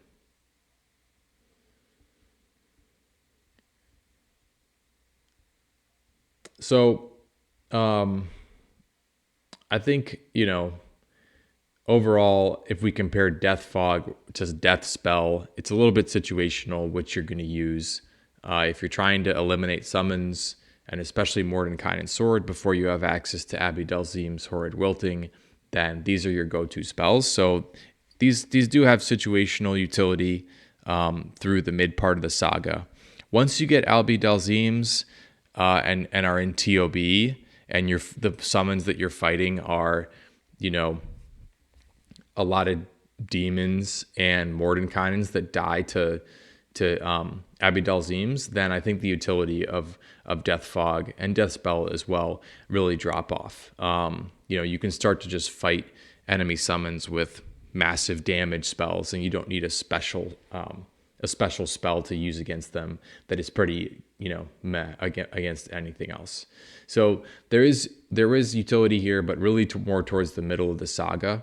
Whether you like the 8 damage per round from Death Fog or Death Spell's other effects, which we'll get into in a minute, is largely stylistic. I happen to like Death Spell a little bit better, simply because 8 acid damage per round, there's really not very many situations where that's gonna swing the fight. Interrupting enemy casters is difficult in SOA already, because so many of them, at least the scary ones, use Alacrity and cast inside time stops. So the 8 damage per round, I think, is not super useful. This is really about countering summons and having a way to counter summons for the entire 10-round duration of this spell. So I'll rate Death Fog a 5 out of 10, which is a decent spell that has limited uses through at least part of the saga. Yeah, that's pretty accurate. I mean, this is an anti-summon spell, only gets rid of certain types of summons, especially useful for counting Mordenkainen's Swords, and it's sort of, you get it in SOA, and it becomes not very useful anymore, or gets obsoleted by Abi-Delzim's, I think. Okay, so Death Fog, 5 out of 10. Next, we're moving to Death Spell. Death Spell is a necromancy spell. It has a cast time of 6, a duration of instant. So this is a one-time thing, not a cloud effect that sticks around. AoE is the same 15-foot radius, no saving throw. When a death spell is cast, it snuffs out the life force of creatures within the area of effect, instantly and irrevocably. Creatures with more than 8 hit dice are immune to this spell, with the exception of summoned creatures, which are automatically slain. Only enemies are affected by this spell. So this is the same exact thing as Death Fog, but without the acid damage, and it only goes off once. And instead of the acid, you get this added ability that this spell automatically slays, no save, level 8 and below enemies. I think that overall is situationally useful, and it means that you're rarely going to regret stocking a death spell on one of your mages. Even if you don't face any enemies that are casting summons, you can use this to very quickly and painlessly wipe out the occasional group of lower level enemy that you'll encounter even through mid and late BG2. Some examples of 8 hit dice or lower enemies are werewolves, trolls, and umber hulks, which again, those are enemies that you're going to see not infrequently in SOA. Obviously, any other, almost any BG1 type enemy that you see around is also going to be susceptible to this spell. Like, you still see groups of goblins, places in the sewers, and that type of thing. Of course, you could kill those enemies through any means by the time you get to this level, but here's a spell that will do it automatically. It's party friendly, it's AoE. You don't have to use any ammo or take a single point of damage on your party to get rid of some lower level enemies. So you're going to find a use for this at some point during the day, even if you don't encounter a mage casting summons. And for that reason, I think that Death Spell is a bit more useful than Death Fog. It's never going to harm your party. So I'll rate Death Spell a 6 out of 10. I should say the description of Death Spell, it again says, it says summon creatures are automatically slain, but the same exceptions apply, right? No demons, devas, or planetar are killed by this spell. But all other summons will be. So 6 out of 10 rating for Death Spell. Okay. Next up is Disintegrate. Disintegrate has a cast time of 6, AoE of 1 creature, saving throw negates. When the spell is casted on another creature, a thin green ray is shot out. Upon contact with the ray, the creature must make a saving throw over a spell or be transformed into dust. This transformation is instantaneous and irreversible. There is also a good chance that this will destroy some, if not all, of the items that the creature is carrying. Okay, we don't have a ton of these spells in level 6, but this is yet another single target, very, very bad thing happens if the enemy saves spell, very bad things happen if the enemy fails save. If the enemy makes their save, then nothing happens. By this point, at level 6, you finally get a spell. There are 2 of them at this level, between Disintegrate and the next spell we'll talk about, Flesh to Stone, where the failure of a save causes instantaneous death for the creature that this was cast against. So it sort of makes sense. The negative effects of these single target spells are getting more and more powerful as you level up, and this is the first one at level 6 that will instantly kill an enemy. The graphic of this and the concept of this, I gotta say, is pretty damn cool. This is one of the coolest death animations in the game. The enemy's body will turn to dust, these little pixie particles, and it's the enemy's skull bone or some bone will look like it flips up in the air, like it had its body snatched out from under it. It's pretty funny. Whoever did the animations in this game, they're just brilliant. They have a lot of character to them, and I find there's like a dark humor to a lot of them, and this is no exception with that like bone flipping up in the air. Just one of the many ways that like a lot of extra care was put into this game, and that's what makes it so enjoyable. Like nobody had to code this bone flipping up into the air when you disintegrate somebody, but it's hilarious and so satisfying that that exists. Okay, that's fun factor. This is a cool looking spell, and when you see enemy characters like Irenicus cast this a lot, it's used a lot in a lot of cutscenes because it is so cool. It always looks awesome. So, that's not going to factor into the power gaming oriented rating here, but had to comment on it because it's just that damn cool. Disintegrate does permakill members of your party if they get hit with it. It won't destroy your party members' items, but it will destroy enemy items with 100% certainty unless they are either gold, like raw gold, or special quest essential items. That's contrary to the spell's description, which says there's a good chance that this will destroy some, if not all, of the items that the creatures carry.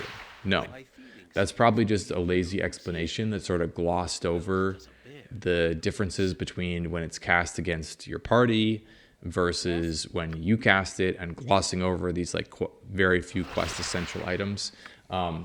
This will destroy all of the items except for very few quest essential items that enemies have. That's a major drawback. We talked about that with Cone of Cold at level 5. It still sucks as an effect for this level 6 spell, especially because some of the scariest single enemies that you might want to debuff and then use this against are enemies that have some of the best items in the game. Yes, you can kill some high level enemies with this. There aren't there are definitely enemies once you get to TOB that are inherently immune to death magic, like this spell. But many high level enemies can be disintegrated that you might not expect if you can debuff them to the point of low MR and then cast this on them. For example, in the base game, you can disintegrate Fur Crag. You have to hit him with some lower resistances and greater Malison to tee it up, but you can't do it. You also can kill undead with this spell, which is a little bit surprising, but it does work against undead. Yes? What is it? I'm ready. Overall, this is a cool spell, but at the end of the day, the RNG and the item destruction mechanic make it really hard to take versus other things in level 6 for me. The super powerful high hit point enemies that you'd want to hit with this are generally carrying items that you really want to pick up. It's better once you get them debuffed or naked to hit them with the Polymorph Other if you want to hit them with a nasty effect. And then you can kill them as a squirrel very easily and still recover all their items. So I can't rate this spell higher than Polymorph Other at level 4. If there was some way that this would destroy items other than excepting legendary items, like if you couldn't destroy Karsamir or the Crom Fair Scroll or things like that, then this would be a lot cooler and would probably be like a 5 or 6 out of 10 spell. Just because a surprising number of enemies are not immune to the death magic that this spell is classified as. But that's not how it works. So I'll rate this spell a 3 out of 10 for Disintegrate. Nothing dangerous, I would hope. Not horrible to have an insta-kill spell, but very tough to use given that you want those items. Last note I have on Disintegrate is that in SCS, these type of single target spells get a lot worse than in the base game, since many more enemies are immune to them, and also in SCS, all difficult or high level enemies pre-buff themselves with things like spell turning, spell shield, spell trap, and spell deflection, so they become essentially immune to single target magic without a lot of debuffing, right? If an enemy has spell turning and spell shield up, you're going to have to cast 2 anti-magic attacks or a spell strike, but spell shield will still absorb a spell. Well, I better hold my tongue on that and wait till I get to level 9 to comment on it. But you're going to have to cast at least 1 level 9 spell or multiple Ruby Rays, etc. to get those debuffs off before you even think about Malison and lower resistance to tee up for a single target spell in SCS. Of course, those spell protections don't protect enemies against physical damage or against AoE damage, which is why, especially in SCS, I find that those means of killing enemies are much better and much more effective than a single target spell like this. So just a slight note on difference between SCS and the base game. In SCS, this is like, a 2 out of 10 spell. It's not something you would really ever try, given that the toughest enemies are always so buffed up against single target spells. But in the base game, 3 out of 10 for Disintegrate. It is the first, RNG based spell that can instantly kill something. Next up is Disintegrate's sort of sister spell here is Flesh to Stone. Flesh to Stone has a permanent duration, a cast time of 6, AoE is 1 creature, and a saving throw negates. This spell turns flesh of any sort to stone. All possessions on the person of the creature likewise turn to stone. The intended subject of the spell receives a saving throw for a spell to avoid the effect. If a statue created by this spell is subjected to attacks of any sort, it will shatter into tiny pieces, making it impossible for the creature to return to flesh. The reverse of this spell may be cast upon the victim in order to restore life, but this is the only way. Okay, this is a petrification spell with a save verse spell to negate, and its counterpart is Stone to Flesh, which is another level 6 spell that we'll get to later. Stone to Flesh has the same impact as the green Stone to Flesh scrolls that you can buy at almost any temple. So This is the petrification spell that does the effect that you first observe in BG1 when, a basilisk does it on your party, or you encounter, I think it's Branwen, who's turned to stone as an NPC, and you can, de-petrify her. Now, finally, you're in BG2. You get powerful enough as a mage that you can do this to other characters. It's kind of cool how the game does that in several different respects. You see things happen in BG1 that you don't have the ability to do yourself until higher levels, and then you get to do those things later on when you get much more powerful in BG2, and it gives you greater appreciation for them. All right, that's just me sort of waxing on about the the game design. It doesn't make this a particularly good spell. I'll just go through the mechanics here very quickly.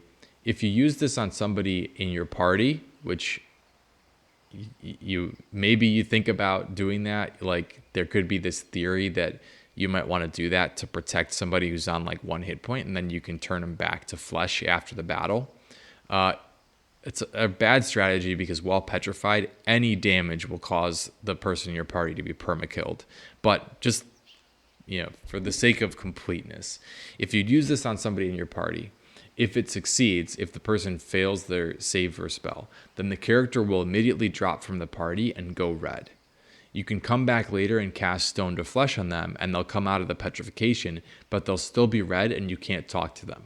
So there's really no theoretical use case where you cast this on a party member and then undo it later. You're going to end up sort of soft locking that party member and never being able to get them back into your party that I experienced.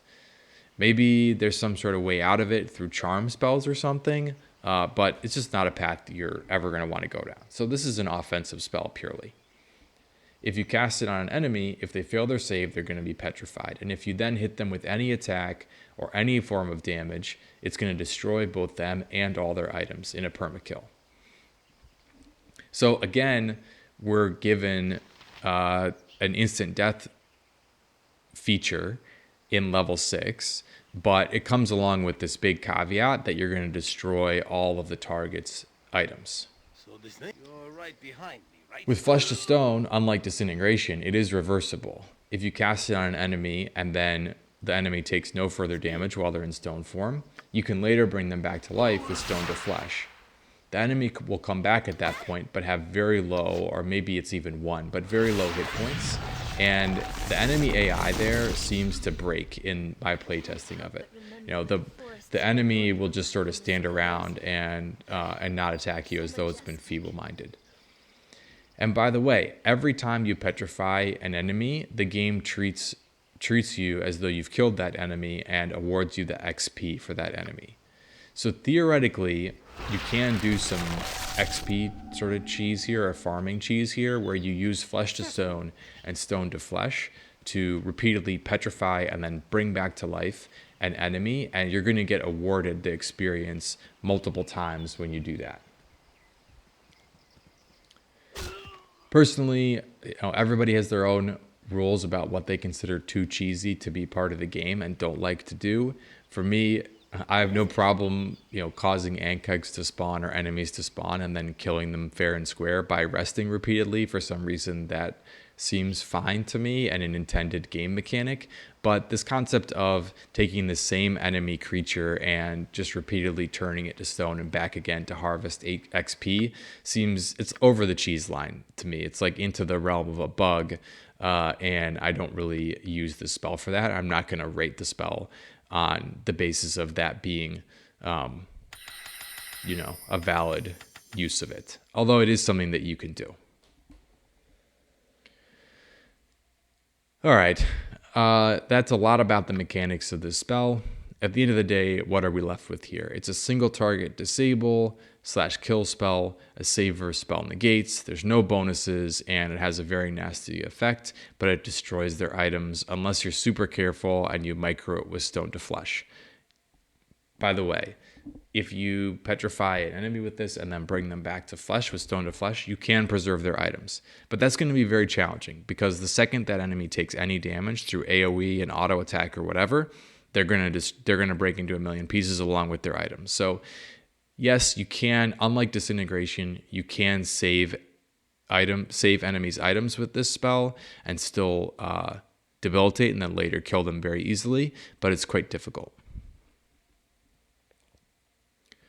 I think the issue, so that is a little bit better than Disintegrate, but the flip side is the disadvantage of Flesh to Stone versus Disintegrate is that Flesh to Stone seems to be resisted by many more types of enemies. This is very non-scientific, but just in my general experience playing this game, it seems like a lot more enemies are immune to petrification than they're immune to instant death effects like Disintegrate. Flesh to Stone is characterized as a petrification attack, whereas Disintegrate is a death spell.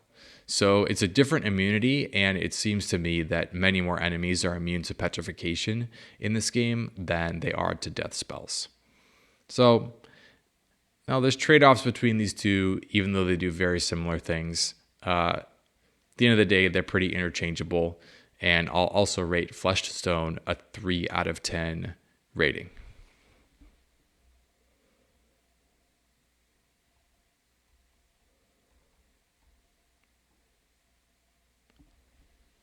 Next up is Globe of Invulnerability, which is an abjuration spell. The duration is 1 round per level. There's a cast time of 6. And this spell creates an immobile, faintly shimmering magical sphere around the caster that prevents any 1st, 2nd, 3rd, or 4th level spells from penetrating. I.e., the area of effect of such spells does not include the area of the Globe of Invulnerability. This includes innate abilities and effects from devices. However, any type of spell can be cast out of the magical sphere, and these pass from the caster of the globe to their subject without affecting the globe. 5th and higher level spells are not affected by the globe, and magical attacks of 5th level or higher, such as Spell Strike and Pierce Magic, can bring it down. Okay, so Globe of Invulnerability, it's a spell protection. This is exactly the same as Minor Globe of Invulnerability that you get at level 4, except now it blocks spell levels 1 through 4 instead of 1 through 3.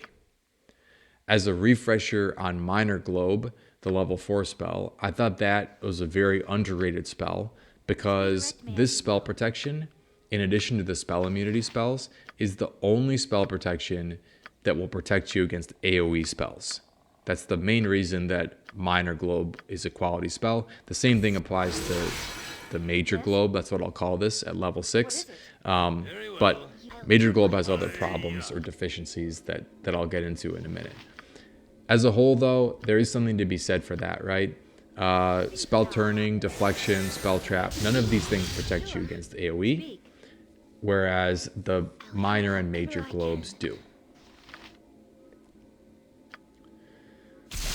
So where this really shines is as a protection against AoE spells that can't be blocked by those single target spell protections like spell deflection, turning, spell immunity if it's your own spell, and spell trap. Yes? Generally speaking, the minor versions of these spell protection spells like minor turning, minor spell deflection are very bad compared to the regular way spell, but in this case it's sort of flipped around. The minor version, so Minor Globe, is actually much better than the major version that you get at level 6, considering what you have to give up to get it. A level 4 spell slot for Minor Globe versus level 6 for Major Globe. The only difference, again, is that Major Globe only covers one additional spell level, which is spell level 4. The thing is, though, there's almost no level 4 spells that enemy spellcasters cast against you, full stop. Ice Storm is the only damage spell at level 4 in the Arcane book. In the Divine book, there's Cause Serious Wounds, Poison, and Spirit Fire. Those really aren't cast against you in the base game at all. The scary AoE damage spells in the game are all in levels 1 through 3, and 2 through 3 really in particular. At level 3, you have Fireball, Skull Trap, and Lightning, which are all quite scary. At level 2, you have Melf's Minute Meteors. Not super scary. Sorry, Melf's Acid Arrow. Not super scary, but it is a very commonly cast spell against you.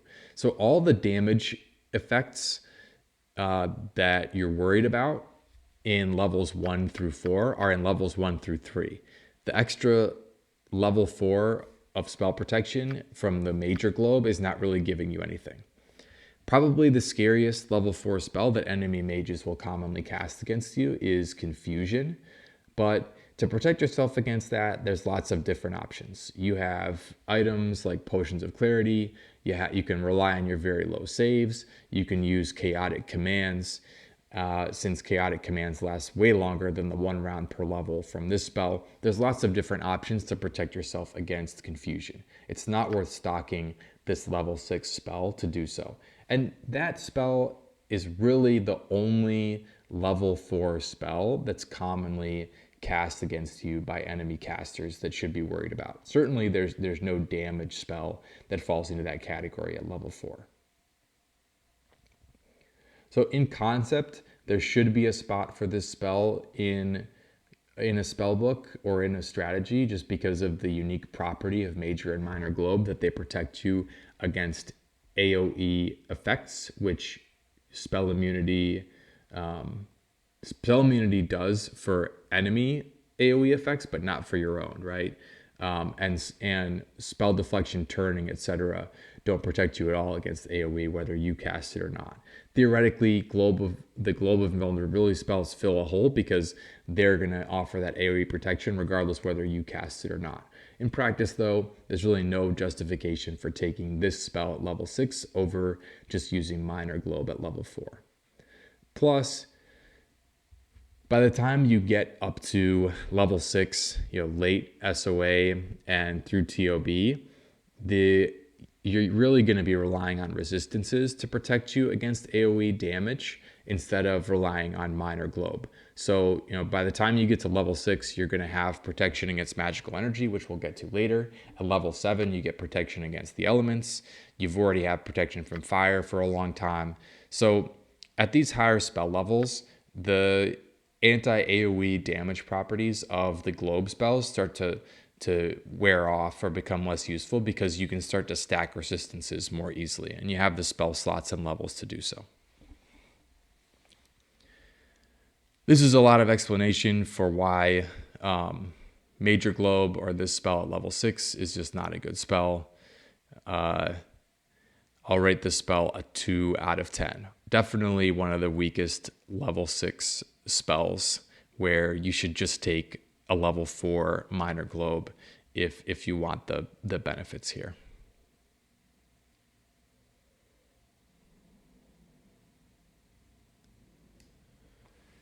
Next up, we have a big one. This is a critical spell that if you know anything about this game, you know how good it is. I'll basically just be raving about this for 5 minutes here. But the next spell is Improved Haste. Improved Haste has a duration of 3 rounds plus 1 round per level, a cast time of 3. The AoE is 1 creature, no save, given it's a buff. The affected creature functions at double its normal movement and attack rates and receives a +2 bonus to its initiative. Thus, a creature moving at 6 and attacking once per round will move at 12 and attack twice per round. Spellcasting and spell effects are not sped up. There are 3 major differences between the 3rd level wizard spell Haste and this spell. First, there is no period of fatigue following the expiration of this spell. Second, this spell will only affect 1 creature. Third, this spell actually doubles the number of attacks per round of the hasted creature. The spell also negates the effect of a slow spell, but it is not cumulative with itself or with other similar magic. Its effects will last for the duration or until dispelled.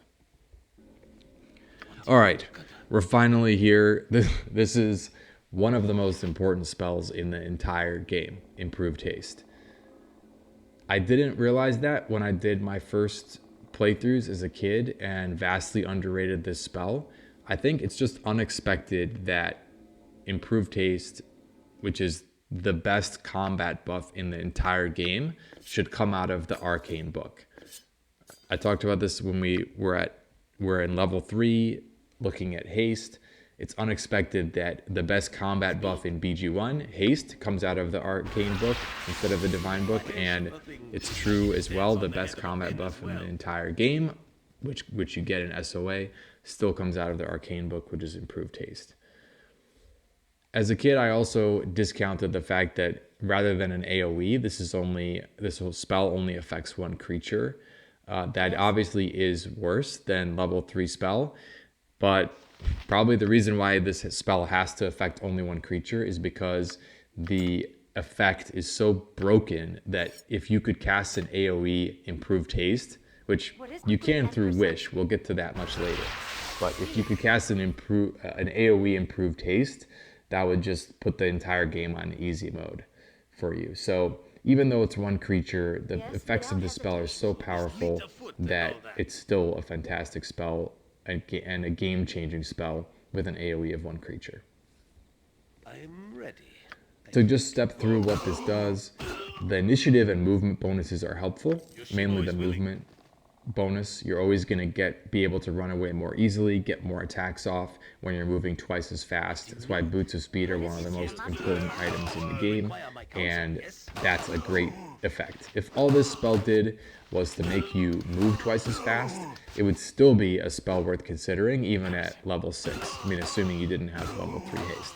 But the absolutely broken, eye-popping, busted aspect of the spell is the doubling of APR, i.e. the doubling of physical damage for the creature that you cast this on. The fighter line has to wait until Whirlwind and Greater Whirlwind to get to 10 APR. And when I saw Whirlwind and Greater Whirlwind for the first time as a kid playing BG2, my first reaction, because I hadn't focused on improved haste enough, was, wow, this is crazy. This is so broken. I can attack 10 times per round. I'm just going to stock unlimited Whirlwinds and Greater Whirlwinds on all my fighters, and that's all I'm going to cast with them. Okay, forget about that. All you need is a mage to buff your party. You stock up on a bunch of improved haste, and now you're doing Greater Whirlwind level attacks on all your fighters that have 5 APR. They're going to get to 10 APR with this spell for a duration of 3 rounds plus 1 round per level, all the way up to 23 rounds, or an entire long fight or multiple fights of your fighters doing 10 APR if they're dual wielding. That's crazy. That's just crazy. That's so powerful for a fighter that's wielding +4/+5 weapons that have nasty effects on their enemies whenever they swing and hit. Doubling APR and doubling physical damage is crazy buff.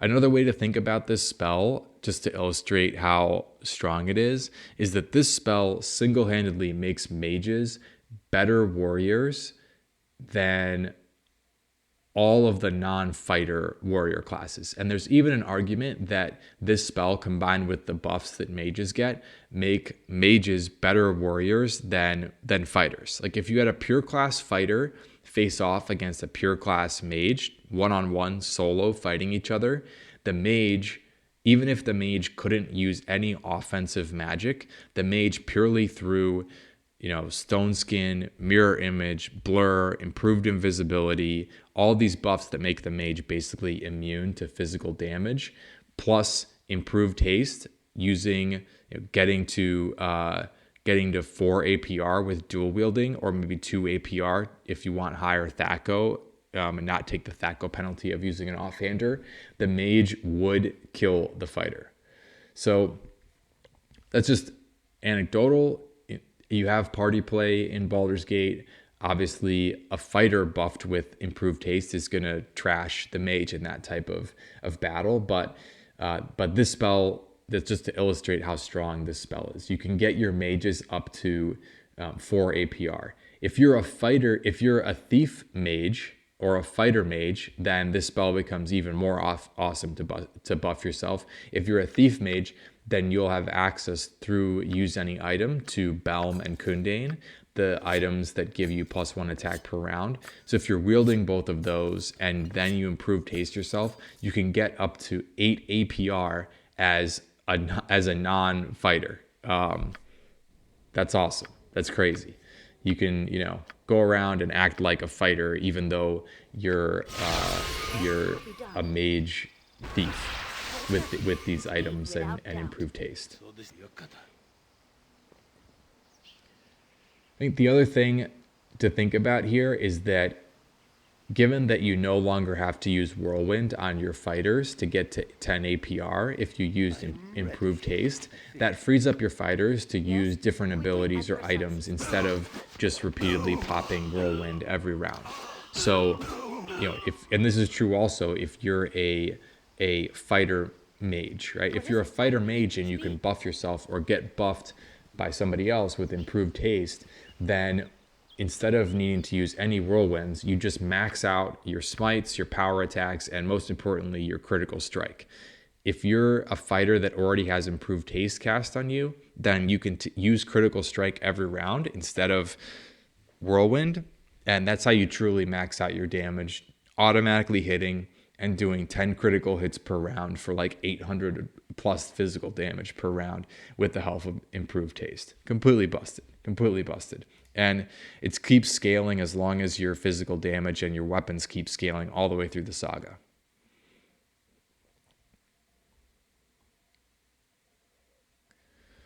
So this is just a major spell.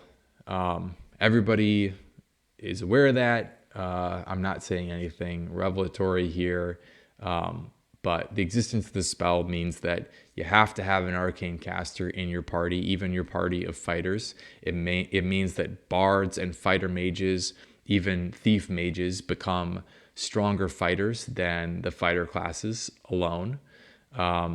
And it means that one of the first things that you should do in Baldur's Gate 2 is wait till it's nighttime and go to the vendor in the Bridge District at night, the guy named Cutpurse, so that you can buy improved haste right away from the beginning of BG2. That's another major factor about this spell. Whether you're a sorcerer or a mage, you can get this very early on by buying it from that vendor. I think there's also one in Trade Meat. Maybe you have to complete the Trade Meat side quest first that sells a separate improved haste scroll. But that scroll from Cutpurse in the Bridge District is huge. And this spell is so important that it can actually have a major impact on your run if you fail to scribe that scroll that you buy from Cutpurse. So you better stock up on your potions of genius and max out your intelligence before you try to scribe that scroll, because having access to improved haste is just that much of a power spike for your party. This is a huge spell. It's awesome to cast on yourself. It's awesome to cast on fighters in your party. You want to cast it before every major important battle that you have, and it's one of the most important buffs that you could put on yourself. It is the most powerful combat buff in the entire game. It's not even close by a wide margin, and improved haste has to have a rating of 10 out of 10. Awesome spell. Game-changing spell when you get access to it. And it's going to take up a lot of your level 6 spell slots all the way through the saga.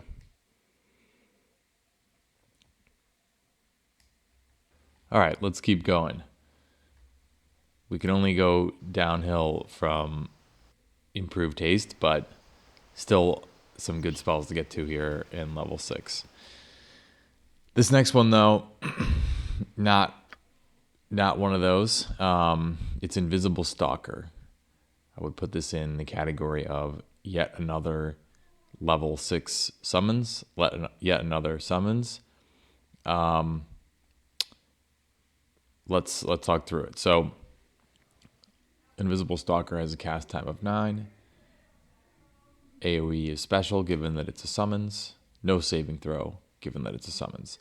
This spell summons an Invisible Stalker from the elemental plane of air. This 8 hit dice monster obeys and serves the caster in performing whatever tasks are set before it, even if this means being sent to certain death. This creature remains under the caster's control for 9 hours or until it is killed, at which point it will return to its native plane, only slightly annoyed at having to serve a mortal. So these summon spells, they all seem to have some color in the description. Somebody went to town with these few sentences to try to differentiate the summon spells and give them some character. Of course, it's still just a summon spell. Its quality or how often you're going to want to use it is going to be dictated by what the stats are of the creature that you get. For whatever reason, except for Find Familiar at level 1, all the summoning spells in Baldur's Gate don't really describe what you get. Maybe if they did, it would be too obvious that some of them are not worth casting. In any event, let's talk about this spell, Invisible Stalker. So this does have a 9-hour duration. I think that makes this the only summons in the game that lasts longer than Animate Dead. So the duration is definitely a perk. Of course, with Animate Dead, an extra reason that the duration is so good is that those skeletons are so damn tanky that they actually can survive for hours at a time. Other summons, not so much, and I'd put this one in that bucket. So what do you get when you summon the Invisible Stalker? First of all, the animation of these things, it looks just like a shadow. I think it's actually a Doomguard character, except with the sprite of the actual character taken out, leaving only the shadow. But in any event, it's just a little circle with a moving shadow, I guess, because, of course, the Invisible Stalker is naturally invisible. So you get a 64 hit point creature with a -3 AC, 11 THAC0, single APR, low teens saves, and there are some resistances. The Invisible Stalker has 80% missile resistance and 30% resistances to elemental damage, acid, fire, cold, electricity. When you cast this, there's a couple other unique things about the Invisible Stalker. Oh, I should mention the base attack is 2d8 crushing damage. So 1 APR, 2d8 crushing damage. The things that are unique about the Invisible Stalker, number one, when you cast this, the Stalker does spawn under regular invisibility. So right when you summon this creature, enemies cannot see or target it. This isn't improved invisibility, and once the Invisible Stalker attacks, it can be targeted by enemies or yourself, including with spells. What is it?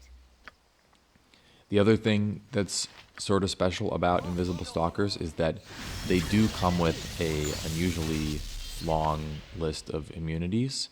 Invisible Stalkers are immune to stun, level drain, hold, panic, poison, sleep, petrification, confusion, charm, slay, morale break, and paralyze. So, most nasty single target spells and innate spells that enemies have are not going to affect the Invisible Stalker. So, what are we left with here? Well, this is a creature that is pretty decent defensively, considering the -3 AC, the fact that it spawns under Invis, the resistance to missile and some elemental resistances, and all of these immunities. But the damage that you're going to get out of this thing is very, very low, considering 1 APR and your base attack is 2d8 crushing damage, compared to the skeletons that you get, which do 1.5 to 2 APR and more damage per hit. Overall, this is not a terrible summons. It does have some unique dynamics to it. It's not just, a beefy elemental that doesn't really have any special resistances and so forth.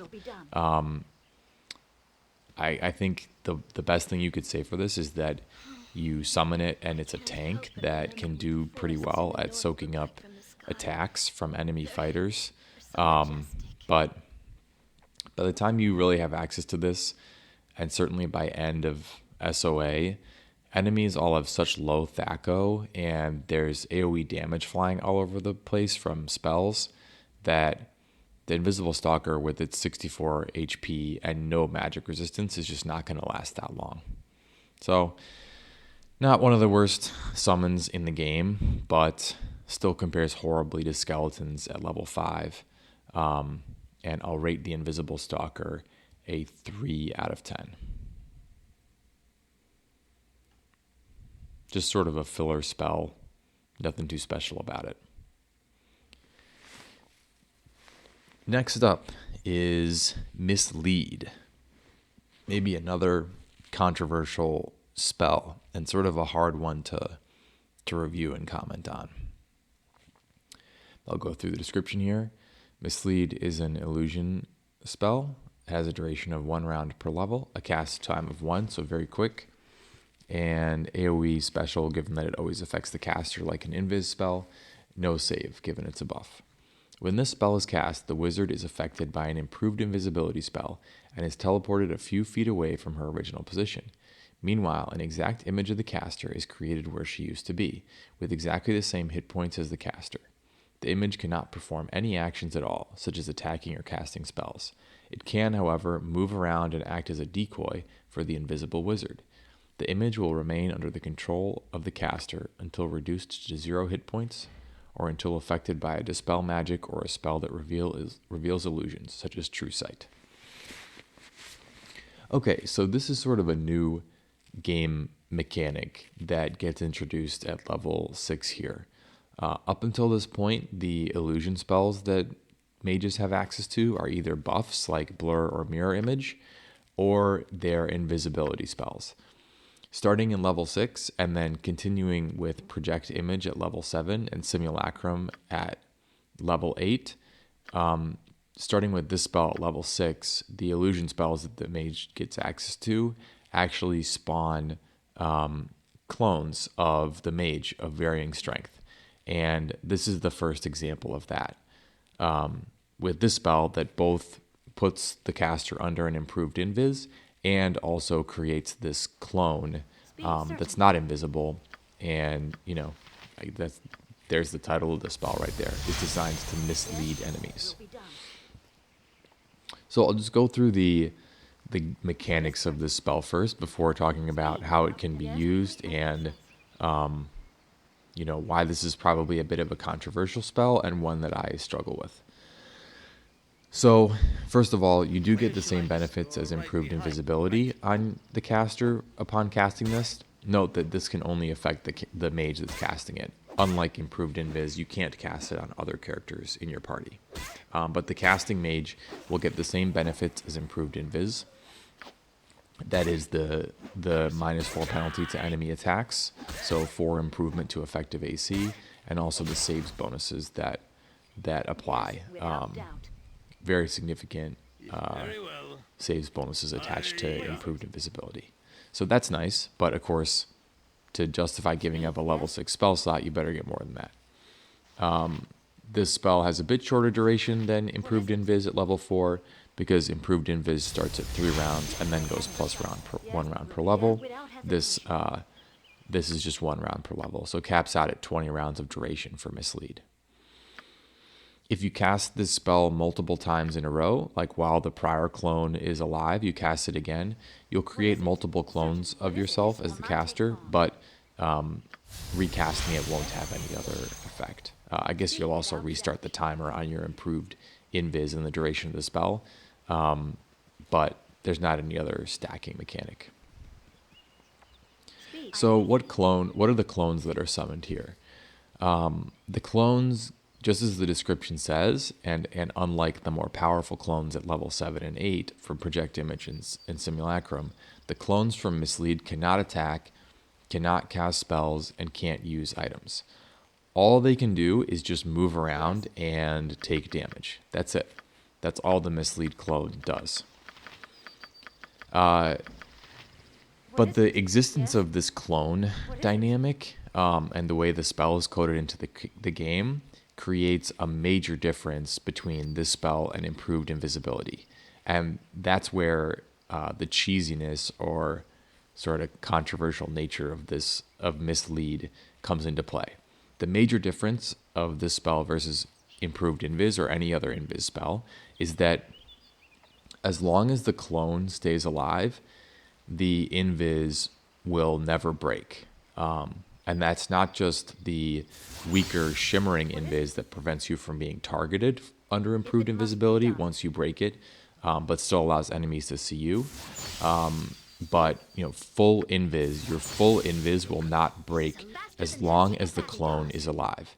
You will stay completely invisible no matter what you do. So that's actually crazy to think about. No other invis spell up until this point works that way. This means that as long as the clone is alive, you can cast offensive spells. You can literally walk up right next to enemies and start hitting them and bludgeoning them, killing them with melee attacks, and they will stand there and do nothing because they can't see you.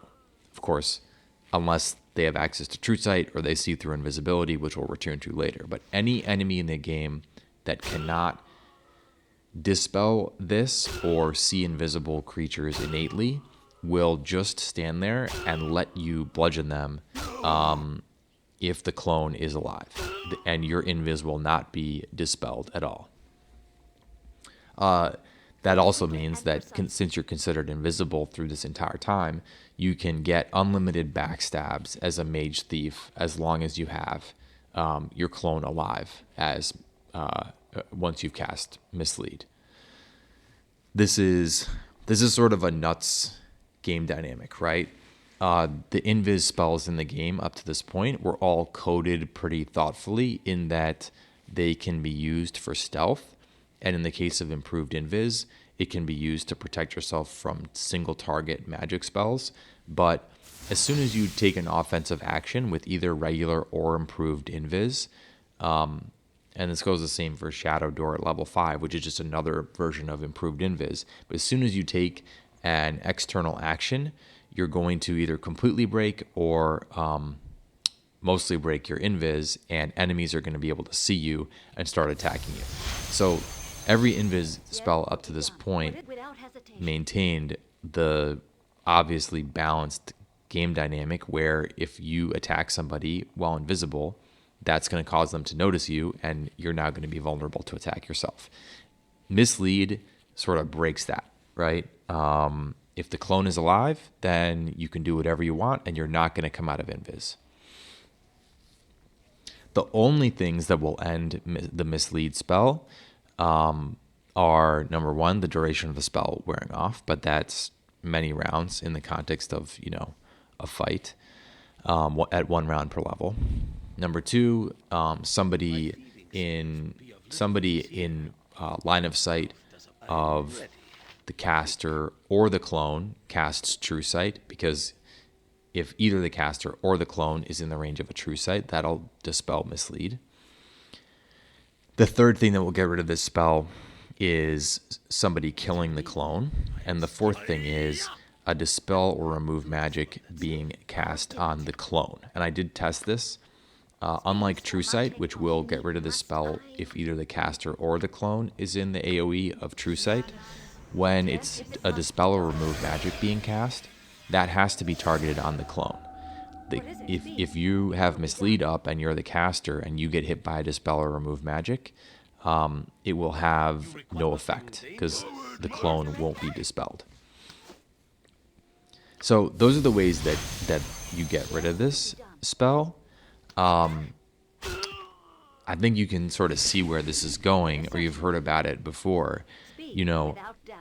Since multiple of the ways to get rid of this spell rely on killing or dispelling the clone, the quote optimal or quote power gaming approach, I guess, to using this spell is obviously you cast Mislead and then you send the clone like to the corner of the map or hide it away somewhere. And now from that point forward, you have permanent invisibility that can only be eliminated through a True Sight, right?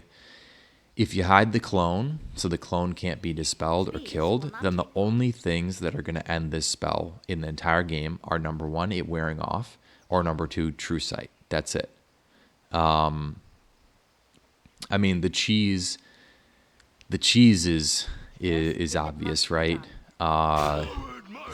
To be able to cast this spell, send the clone to the corner, and then just walk through an entire dungeon and beat every enemy in it from a foot away without them being able to see or attack you.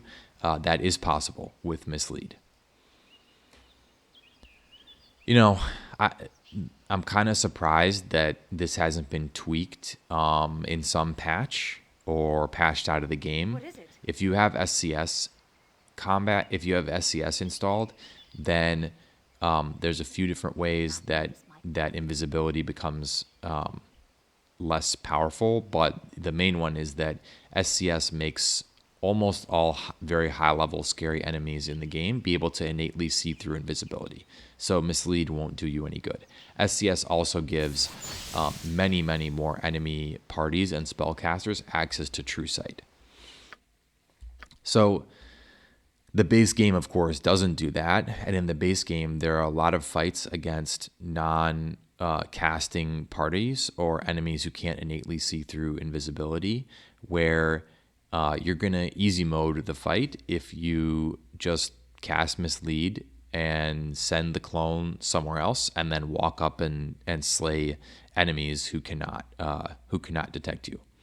Again, we're sort of back to the spectrum of cheesiness and a personal decision playing the game, how cheesy you want to be. For me, the idea of like being able to be permanently invisible and just kill enemies in melee without them being able to do anything is not very fun, and it just crosses the line into too cheesy. So I really don't use this spell. I think that I guess the legitimate way to use the spell, which seems more like what was intended, is to cast it while you're in battle and have the clone distract your enemies by, running around the battlefield while you get off spells as the mage. I guess that's the intent, right? Given the title Mislead. But I think if you use this in the intended way, like the non-cheesy way, whenever you summon the clone comes out unbuffed, right? And you're not going to waste your buff spells buffing up the clone, and the clone can't cast spells on itself. So I think if you're sort of using this spell the non-cheesy way, which is having the clone be a live participant in the battle, then the clone is probably going to die pretty quickly, and you would have been equally better off, or maybe even a bit better off, casting just regular way improved invis at level 4. So I guess what we're left with is a spell that's like easily one of the best few spells in the entire game if you use it in a cheesy manner and become permanently invisible and can just beat on enemies without them seeing you. And if you use the spell in like a non-cheesy way, in the way that it seems it was intended, then it's just okay. How do I like assess that? I don't play with this. I think that in addition to being cheesy, even the regular way mechanic of this spell is just not that fun to play with. I guess it's a testament to how well the game is made that there aren't too many spells like this. But what it boils down to with Mislead, because it's a perma invis that's only dispellable by True Sight, what this spell boils down to is that if you really use it, if you make maximum use of it and perma invis yourself to go through fights, those fights are going to be extremely easy. If the enemy has no True Sight, they're going to be like cakewalk, especially in the base game. Or if the enemy has True Sight, then this spell is going to do absolutely nothing. So like that dynamic is just not that fun, right? There aren't too many spells in the game. There's actually, I would say, none I can think of except for this spell, where if it's sort of a coin flip, and if the enemy has the counter, then the spell is worthless. And if the enemy doesn't have the counter, then the spell is like God mode invincibility. And it should be obvious why that's not very fun. Like there's no real tactics there. There's no nuance. You're not going to have any close fights. It's either does the enemy have True Sight or not. So, sort of an odd one. I guess, again, it just goes to say how awesome this game is that it took this long, like getting to level 6 before there was a spell that has this dynamic where it's either useless or totally busted, and there's a lot of abuse potential. I wish that this was patched in some way. I think it would be a lot better if for example, the the spell had an unlimited duration until the clone was killed, or the clone left the caster's line of sight, and it kept improved invis up on the caster while it was going, something like that, so that you had to make the clone vulnerable in battle. But if you could keep the clone alive for longer, then you could have in like unlimited duration improved invis as an example. Of course, I still think you'd have to break the improved invis as soon as you attack. Otherwise, this is just inherently broken. But like that's a way that this spell could be like a decent spell that's kind of fun to use as an alternative to improved invis and a bit more powerful. But that's not the way this works. It's sort of an all or nothing spell. I prefer not to play with this, as I've already said.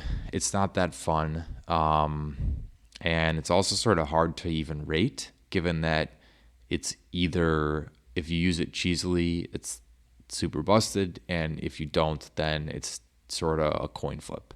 I think in the end, I'll go with a 6 out of 10 for Mislead, which is saying that it's a good spell, that it's common situational uses. I definitely don't think that this is essential, and I'm rating this spell assuming that you're not going to cast it and then just send the clone to the corner of the map. Because if that was the case, then this would be 10 out of 10, but also that'd be a very dumb way to play the game. Or, cakewalk, cheese, whatever, however you want to say it. I'm not going to rate it on that basis. So 6 out of 10 rating for Mislead. Use it wisely. Don't abuse it. All right, next spell here. Pierce Magic. Pierce Magic is an abjuration spell that has a cast time of 6, AoE of 1 creature, no save given this is an anti-magic spell. When this spell is cast upon a target creature, there will be 2 major effects. First, the creature's magic resistance, if any, will be lowered by 1% per level of the caster. Second, 1 spell protection of 8th level or lower affecting the creature, if any, will be cancelled.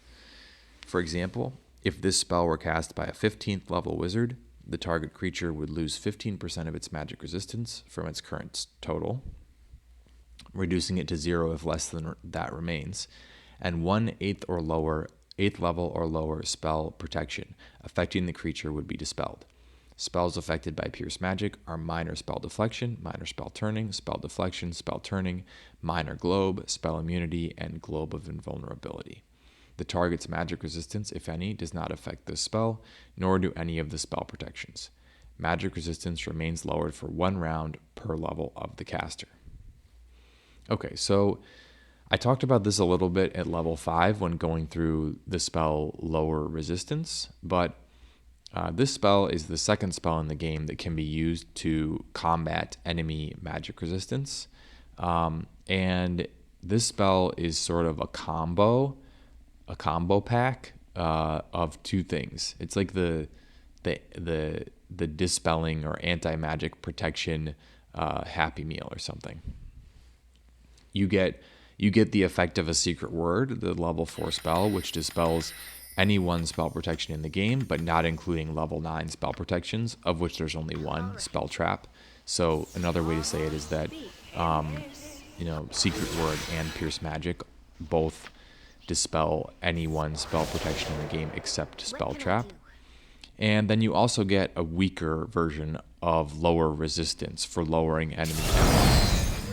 To be specific, Lower Resistance at level 5 does 10% lowered MR plus 1% per level of the caster, capping out at 20 points, whereas Pierce Magic only does 1 point per level of the caster.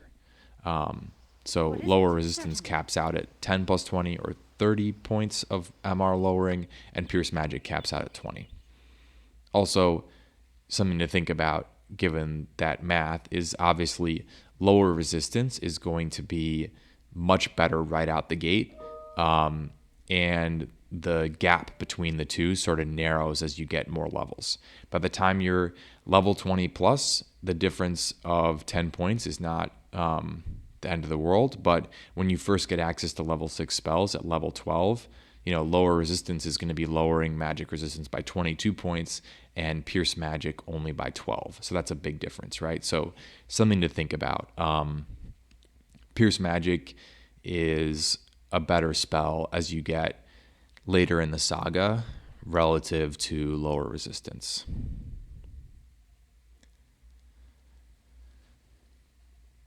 I also covered this when talking about lower resistance at level 5, but this spell, Pierce Magic, is, along with lower resistance, one of the two sensical methods to lower MR from the Arcane book. In total, there are 3 spells in the Arcane book that lower enemy magic resistance. There's Pierce Shield at level 8, Pierce Magic here at level 6, and then lower resistance at 5.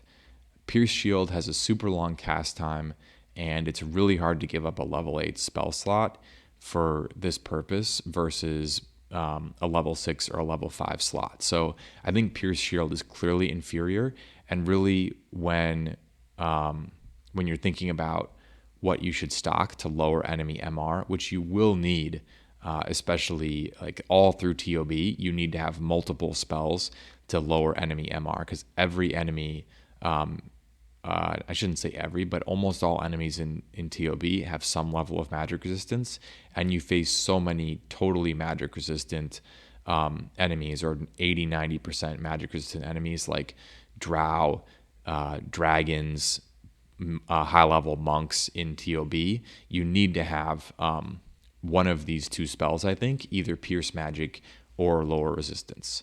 But which one of the 2 you choose is sort of stylistic. As I said, Pierce Magic here is weaker at lower levels. But when you put it in a sequencer, or you are casting this with Alacrity, and this has a cast time of 1 with AOP and Vecna, which is pretty good, then having 20% reduction per cast, I find, is okay. It's not totally essential to have the 30% that lower resistance provides. And on top of it, Pierce Magic has this sort of bonus that it's sort of like a Swiss Army knife, where you can also use it to eliminate enemy spell protections. So I think as a sorcerer, unless you're really trying to use your sorcerer as a backup caster to like a fighter heavy party or something, then my strategy as a sorcerer would be to try to avoid taking Secret Word or lower resistance and rely on mages in the party to cast those spells, and instead just take Pierce Magic at level 6, and then once you have this one single spell at level 6, you have all you need to lower enemy MR and also take off their spell protections as a sorcerer. And when I'm playing like solo runs or runs that are highly dependent on mages in my party getting out damage, which I think is the optimal use of the mage, is to, I guess you have the exception of improved haste and haste, but aside from those buffs, like the mage exists to buff himself up until he becomes invulnerable, and then like spam out an insane amount of damage upon enemies. When I'm playing that way, which for me is the most fun way to play mages, I'm prioritizing damage spells, and there's no huge damage spell at level 6, right? We talked about how Chain Lightning is the best damage spell in this level, and it's not particularly strong. Level 5 has a better damage spell in Sunfire. So it's, I think for a damage dealing mage, it's much easier to, have a couple spell slots of Pierce Magic at level 6 versus giving up multiple level 4 slots for Secret Word and multiple level 5 slots for lower resistance. So I really do like this spell, and it just has to have a high rating simply because it's one of the 2 good ways in the entire Arcane book to take down enemy magic resistance. So I rated lower resistance a 7 out of 10 spell, and I think that Pierce Magic is about as good. You lose a bit of lowering enemy MR, but you gain a Secret Word basically inside a single spell. And this is a good debuff through all of TOB, especially in the base game where fewer enemies are using spell trap. So Pierce Magic will suffice to get rid of almost all the spell protections of enemies that you might encounter in the base game. So I'll also rate Pierce Magic 7 out of 10 spell. Really like the spell. Usually stock it instead of lower resistance and secret words. So 7 out of 10 rating for Pierce Magic.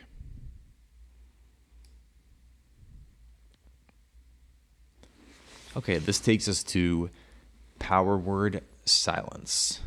Power Word Silence is a conjuration spell. That is so odd. I wonder if that's true of all the Power Word spells, but I have no idea why a silence spell is a summoning spell. In any event, it has a duration of 7 rounds, a cast time of 1, so very quick. AoE is 1 creature and no saving throw. In using this spell, the wizard points at an individual and utters the power word. For the next 7 rounds, that creature cannot make any sound. The silence completely foils any spells that require verbal components, which, by the way, is every spell in the game, I guess, except for Vocalize, because there's no spell you can cast, Divine or Arcane, except for Verbalize when you're silenced. Or Vocalize, sorry. The only ways to counter this spell are either a Dispel Magic or a Vocalize spell. There is no saving throw. Okay, so this is the first in a series of spells that exist in the high-level Arcane book that are called Power Word spells, and the theme of these spells is that they're so powerful that they have no save to prevent them. That's the unifying theme of Power Word spells. These are the first debuffs in the game, single target debuffs, that do bad effects to your enemies that have no saving throw. So you have to wait all the way to level 6 to get the first one, and that one is simply a silence for 7 rounds to have something that has no save or spell to negate. But that's the theme of these Power Word spells, and we'll go through a few of them as we get through the higher Arcane levels. But this is the very first one. So theoretically, this should be amazing. I've been complaining all through these reviews, and you guys are probably sick of it, about how save versus to negate spells have too much RNG, and I prefer damage. So in theory, yes, Power Word, that's awesome. Remove the randomness, create predictability. However, as we'll see when we go through these Power Word spells, they tend to have different limitations that make them not all they're advertised to be. So what the game design tends to do is when it removes the saving throw, it also nerfs the spell in some way that makes it not super powerful. In this case, for Power Word Silence, I'd say that comes in a couple forms. First, silence is not a super powerful negative effect. Second, it only lasts for 7 rounds, right? So that's sort of the trade-off that you get with these Power Word spells. Now, let's talk about more about Power Word Silence in particular, as opposed to the Power Word series of spells. Interestingly, this is actually the first silence spell in the entire Arcane book. So for some reason, Divine casters who have the level 2 AoE spell Silence are the silencers in this game, and Arcane casters get access to Vocalize. Not something you'd imagine that mages wouldn't be able to cast a silence spell, but that's kind of how the game works all the way up through level 6. Priests get this awesome AoE silence spell at level 2, which if I ever do a Divine review, I'm going to be raving about how powerful and underrated that spell is. But priests get this awesome spell at level 2 very early on, silence, and mages have to wait all the way until a Power Word spell to get a spell that silences their enemies. So I guess overall, the silence is sort of a game mechanic where the Divine casters are the attackers and the mages can only defend themselves. through casting the level 2 spell I know Vocalize. I can be of great use At to least you. until you get to level 6 and the mages get access to this spell. On the surface, this spell seems like it would be strong as an anti-mage or anti-caster spell. It has a cast time of 1, right? Obviously the no save. So if you don't know that much about Baldur's Gate, you read this description and you think, wow, this is going to allow me to easily deal with any enemy spellcasters. It's a cast time of 1, so I can silence them before they can even get 1 spell off, and then they're just going to be sitting there for 7 rounds, unable to do anything. There's a major problem with that in practice, though, given how the game works. And it's present in the base game, and even more so in SCS. And no, I'm not talking about Vocalize. I mean, I guess I'll cover that first. Yes, most high-level mages in the base game, and all of them in SCS, will have Vocalize memorized or innate vocalization. So this spell is going to have no effect other on those mages other than delaying them for 1 round and causing them to cast Vocalize. That's an obvious weakness. That's already a reason why Power Word Silence is not super strong, is the existence of Vocalize or innate vocalization. But the other reason, and the even bigger reason, I think, why this spell is very underpowered versus what you might suspect, is spell protections. Things like spell shield, spell deflection, spell turning, spell trap. High-level enemy mages always like to have these spell protections up, and God knows, especially in SCS, when they immediately have triggers that pre-buff them as though they had cast all their buffs off screen. Enemy mages in SCS are always casting spell deflection, spell turning, spell shield, and spell trap on themselves, sometimes all of them. So enemy mages, both in the base game and especially in SCS, it's almost pointless to try to attack them with single target spells. Single target spells are what all of these spell protections protect against, and that includes Power Word Silence. So the problem is, what you would want to do with this spell is launch it right when a fight starts against the most powerful enemy mage, to shut that mage up from casting their most powerful spells at the beginning of the fight. And the way that mage AI works, from BG1 all the way through the saga, is that the first thing that enemy mages do is cast their most powerful spells. It's either a time stop, or in BG1, it's confusion. The first thing that's coming out is the scariest. Of course, if you need to strip off all these spell protections before you can hit the enemy mage with Power Word Silence, you're almost never going to be able to get the mage silenced before they unleash their most powerful spells. To get to the enemy mage, you're going to have to hit them with at least 1 secret word, or pierce magic, or ruby ray, 2 if they have a spell shield up, maybe 3 or 4 if they have all of these different protections up, and you have to eat through them one by one. So, to even use Power Word Silence, to have it have any effect, you first have to go through such an amount of debuffing that the enemy mage has already cast their strongest spells against you.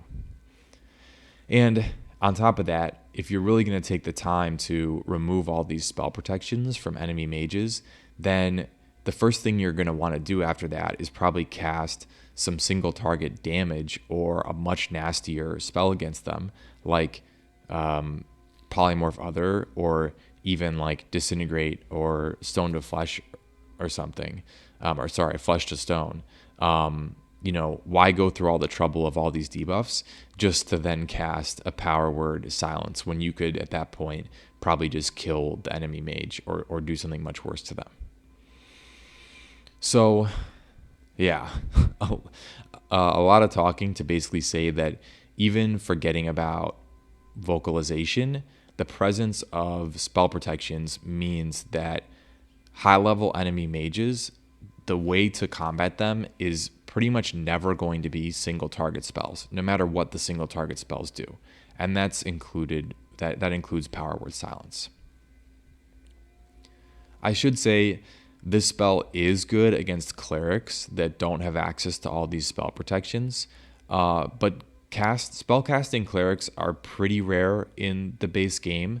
In SCS, they're much more common, so this might be a bit higher rating on this spell in SCS, but in the base game, there's just so few enemy clerics that are scary. The base game throws many more scary mages at you as opposed to divine casters. In the end, this debuff is pretty hard to get off. It's easily countered by the strongest enemy mages with Vocalize, and you're much better off using Breach and Remove Magic and then casting AoE damage spells or using physical damage to kill enemy mages, not trying to remove all their spell protections and then cast single target spells or debuffs against them, like Power Word Silence.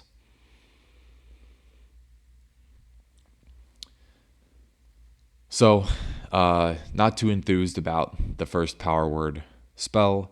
Something that in theory seems powerful, but in practice is just not very useful for lots of different reasons.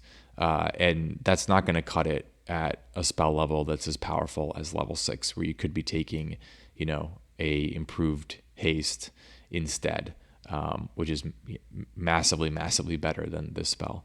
So I'll go with a 2 out of 10 rating for Power Word Silence. Next up is Protection from Magic Energy.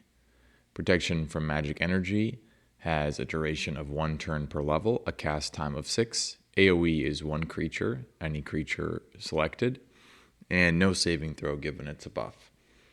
When the spell is cast, it confers 100% invulnerability to all magic-based attacks, such as Magic Missile or Abi Dalzim's Horrid Wilting. This effect lasts for the duration of the spell, or until dispelled. Okay, a pretty simple spell description. This is another resistance spell. It lasts 1 turn per level, like many of the other resistance spells in the Arcane book, and caps out at 20 turns per level at level 20. So that's 20 in real life minutes of protection on 1 creature after casting this spell. That's basically cast once when you wake it up and then forget about it, because you're going to have it on until you rest again or you travel long distances. So very nice duration. And what does this spell do? It confers 100% resistance to the target from all magic damage type. So it's exactly like the cold, fire, acid, and electricity resistances earlier in the Arcane book, but now this spell provides 100% resistance to magic type damage. This is awesome. This is very strong. Why is this really important and awesome and very strong, even though it's the last resistance spell that you get and you only get it at level 6? Well, first off, there are virtually no alternatives in the entire game to protect yourself against magic damage, and definitely not with this sort of versatility and duration. There's only maybe a couple of items in the entire base game that provide partial resistance to magic damage. The main one is the Belt of Inertial Barrier, which is sold in trade meat and gives a 50% resistance to magic damage type. And just that alone makes the Belt of Inertial Barrier one of the better items in the game, although you still give up a lot having to equip that for just 50% resistance to this damage type versus like some of the strength belts, or if you played with SOD, you would never take it over Cloverleaf, which is the best belt in the entire saga. So, just to illustrate, there aren't too many items that confer resistance to this magic type, and I think that the highest resistance you can get from any item is the Belt of Inertial Barrier, which only goes to 50%. I mean, compare that to other types of resistances, like elemental resistances. There's lots of different ways to get them, lots of different armor, rings, helms, cloaks, etc., that give fire, electricity, and cold resistance. So that stands out to begin with. There's also nothing in the priest book and 0 potions and 0 scrolls that confer protection from magic energy, except of course the scroll for this spell, but then we're back talking about this spell. So that's really important. We try to go through alternatives whenever talking about different spells, and especially for resistances, because it's so common to be able to get them from items or the divine book or other scrolls like green scrolls or potions. Resistances, there's usually some alternative. There is no alternative in the entire game to get yourself to 100% invulnerability to magic damage type. That's why magic damage type is one of the strongest types of, is the strongest type of damage in the game. It also is what makes this spell at level 6 so good.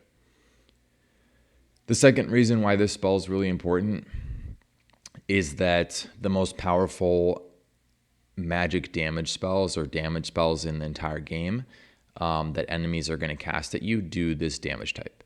And specifically, that's Abidalzim's Horrid Wilting, which is the best damage spell in the game at level 8, and Skull Trap at level 3. Both of those spells do a crazy amount of damage. They can easily one-shot your entire party. So it's important to have protection against that damage type up on yourself. The third most common spell that you'll face, or third most damage dealing spell that you'll face that does magic damage type, is Magic Missile. By the time you have access to level 6 spells as a level 12 mage, you're less scared of that. Also, Magic Missile, is worth noting, is a single target spell. So Magic Missile will be countered by spell deflection, spell turning, spell trap, etc. Skull Trap and Abidalzim's, one reason that they're so powerful and so scary is that they're AoE damage, and that means that they completely ignore spell protections. An enemy mage can have spell shield, spell deflection, spell turning, and spell trap up, and if the enemy mage doesn't have protection from magic energy, then they're going to get destroyed by a single Abidalzim's or Skull Trap. So this spell is very important for protecting yourself against those scary arcane magic damage spells. I think the third reason that this is important is there's obviously a great synergy between having this spell up on yourself as an arcane magic user and casting Skull Trap. If you have complete invulnerability to Skull Trap's damage type, then Skull Trap just becomes even more powerful, and you can throw it all around yourself inside an alacrity or time stop or whatever. When you unpause, everything around you is going to be dead, and you're going to be standing there unscathed because you had your protection from magic energy up.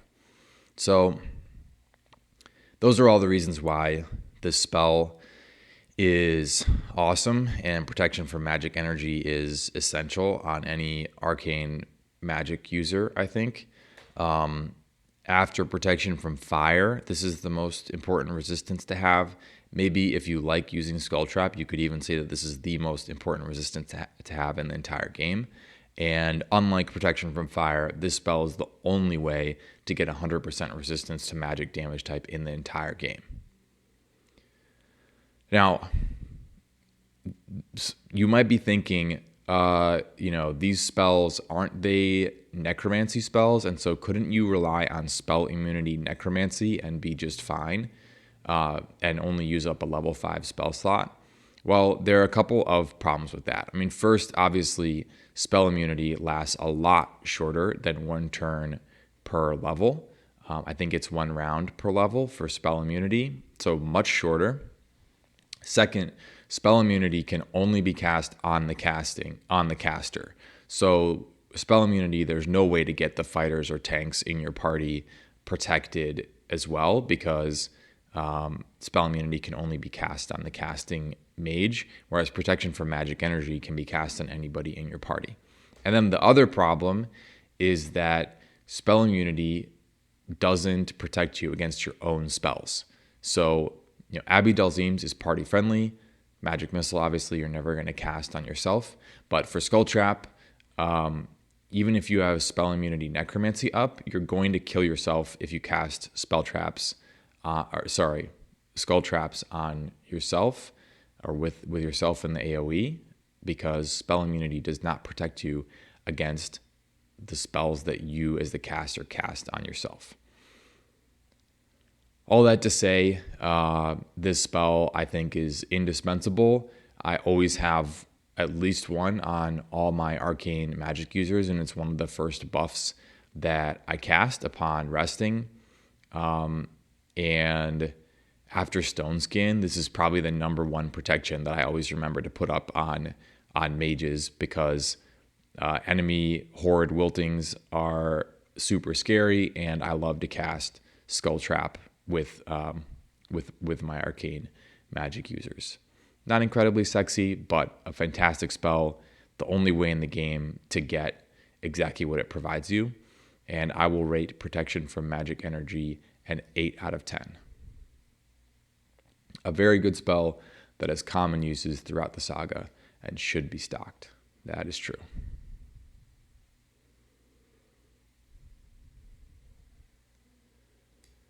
Next spell, we have another protection spell here. Actually, we're going to go through a series of these types of spells to conclude level 6. But next up is Protection from Magical Weapons. And this one, this could get this could get a little controversial here. You guys tell me if I'm totally crazy about my assessment of Protection from Magical Weapons in the comments here. So what is it? Protection from Magical Weapons is an abjuration spell. Very quick cast time of 1, duration of 4 rounds. AoE is only the caster, no save given it's a buff. When the spell is cast, it confers complete invulnerability to all magical weapons. This includes weapons that are blessed or enchanted. The attacks of powerful monsters are also considered magical weapons. This spell cannot be cast on anyone who is protected from normal weapons, as well as anyone protected by Mantle, Improved Mantle, or Absolute Immunity. Due to the nature of this spell, with the short casting time and duration, it is mainly used to buy the wizard a few rounds in the thick of combat. This effect lasts for the duration of the spell or until dispelled. Alright. We all know this spell well because it is one of the most common buffs that enemy spellcasters will cast on themselves, and I'm sure we've all experienced the frustration of having our high-level fighters with improved haste trying to wail away on an enemy mage and getting absolutely nothing done because you just get the weapon ineffective message because the enemy mage has Protection from Magical Weapons up. On enemy mages, this is a very annoying effect. Enemy mages only need to survive for 4 rounds, the short duration of this spell, to do devastating things to your party. And this spell is why you need to have a lot of access to remove magic or breach in your spellbook to be able to get at enemy mages with physical damage. So, no doubt that this is at least a decent spell. It's highly annoying when enemies cast it on themselves, and we'll all be aware of how challenging it can be to take down and get at enemy mages with physical damage. That said, for a spell that you cast on yourself, I think that Protection from Magical Weapons is one of the most overrated spells in the game. You know, when it comes to you taking it, as opposed to how difficult it is to face. It's still a decent spell, but I think it's very overrated, and especially in the base game. Even in SCS, but especially in the base game. And I really hardly use this spell, to be honest. And even playing with SCS, and I'll get into why. So before we get into that, just talk about exactly what this does. So it blocks all magical weapons, and as the description says, the attacks of powerful monsters are also considered magical weapons. Every monster that you're facing by the time you get to BG2 and TOB is attacking you with an innate magical weapon. So that just makes this spell more powerful, right? If there were a bunch of high-level enemies that attacked you 5 times per round with normal weapons, then there would be a lot of holes in the protection offered by this spell, but there aren't. This is going to protect you from basically all physical attacks that you face, starting through early SOA all the way through to the end of the saga.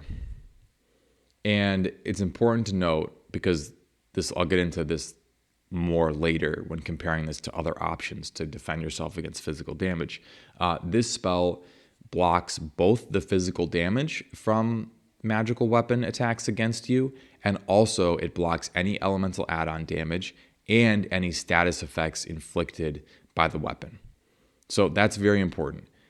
This spell is just a complete block against any effect from the enemy attack getting through to you.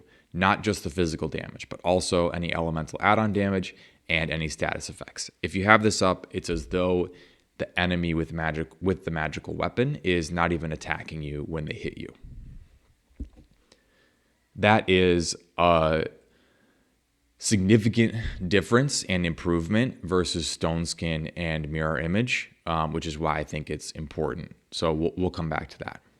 Now, sounds super powerful, right? It does have a very short duration of 4 rounds. So this spell, you obviously need protection against physical damage and enemy attacks as a mage. Absolutely essential. Your hit points are going to be garbage. You can't get interrupted when you're spell casting. You have to have protection against enemy physical attacks. But you have a few different options for achieving that. I think there's at a high level, really 2 ways that make sense. One is to rely on the spell. The other one is just to use Stone Skin and Mirror Image, which have much longer durations and do very similar things in protecting you from physical damage. So the first thing to point out when comparing these 2 options, I think, is that protection from magical weapons is not an alternative to Stone Skin and Mirror Image. It's not like if you take this spell, you can dispense with casting Stone Skin and Mirror Image on yourself, because this only has a duration of 4 rounds. Even if you stocked your entire spell level 6 with this, which would be very costly considering you have improved haste here and other fantastic buffs, you still wouldn't be able to have this up for even a fraction of your day or even an entire fight. So you still need to have Stone Skin and want to have Stone Skin and Mirror Image both up. This spell does not get you away from that. So it's a solution for protecting yourself from physical attacks, but it's not really. You still need those other buffs. And just how good are those other buffs compared to this spell? Well, I'll go back to what I said in level 4 when going over Stone Skin. Let's think about how, if you have Stone Skin and Mirror Image up, exactly how protected are you from enemy attacks? So if you assume that every other enemy attack hits, like the enemies have a low enough THAC0 to hit you with half of their attacks, at level 10, enemies would need 10 attacks to get through the mirrors, the mirrors afforded by Mirror Image. Then an incremental 10 attacks to get through all the Stone Skins. So 20 total attacks of being attacked, whether they're hitting or not, before you're going to get hit by an enemy. At level 20, you get 8 images, so that's 16 attacks to get rid of the images, and you get 10 Stone Skins, so that's 20 attacks to get rid of your skins. That would require 36 enemy attacks to get through all of your Mirror Images and Stone Skins if your enemies are hitting half the time at level 20.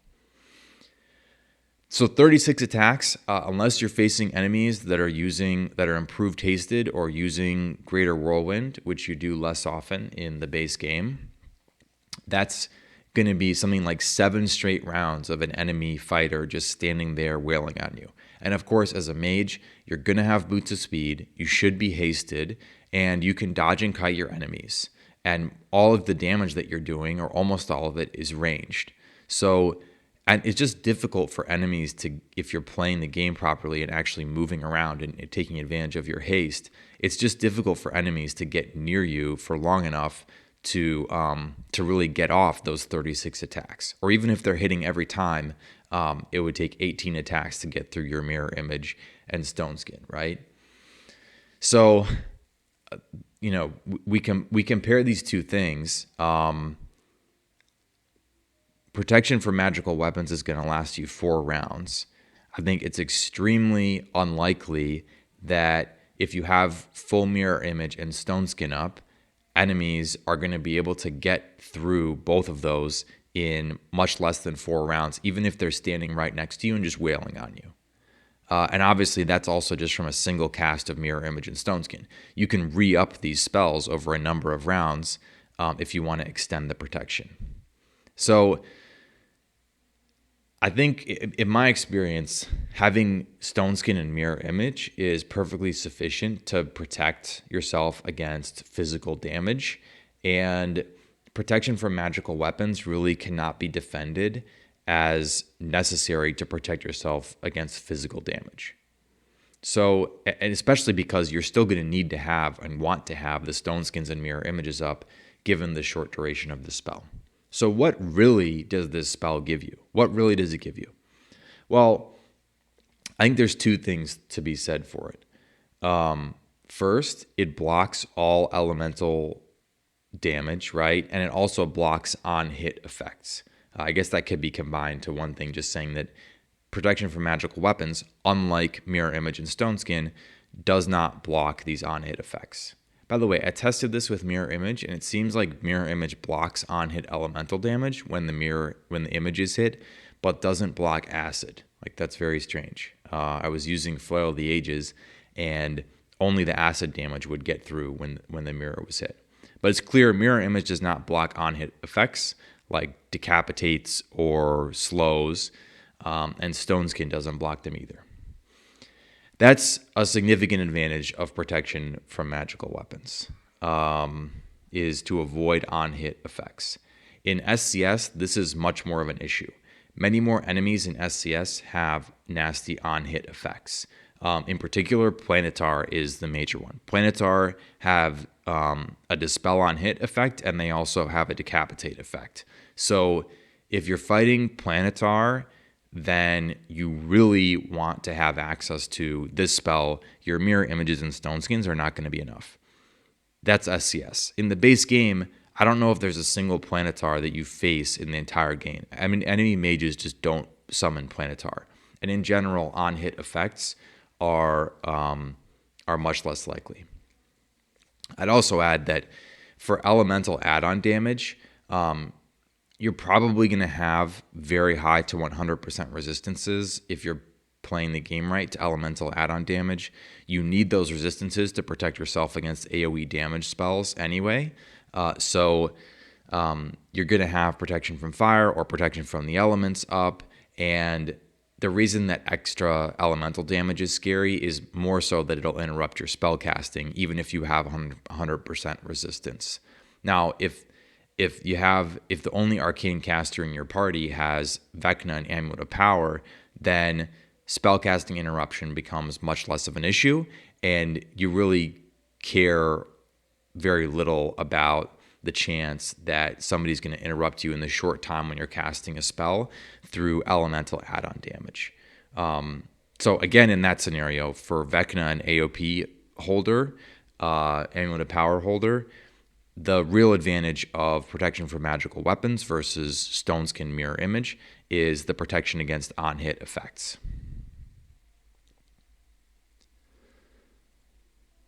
So a lot of comparison and sum up here. And what we're left with is that this spell, it does do something very powerful, but the only way in which it's better than stone skin and mirror image is protection against on-hit effects, not even the elemental aspect of that, but things like slows, Planetar attacks with decapitate.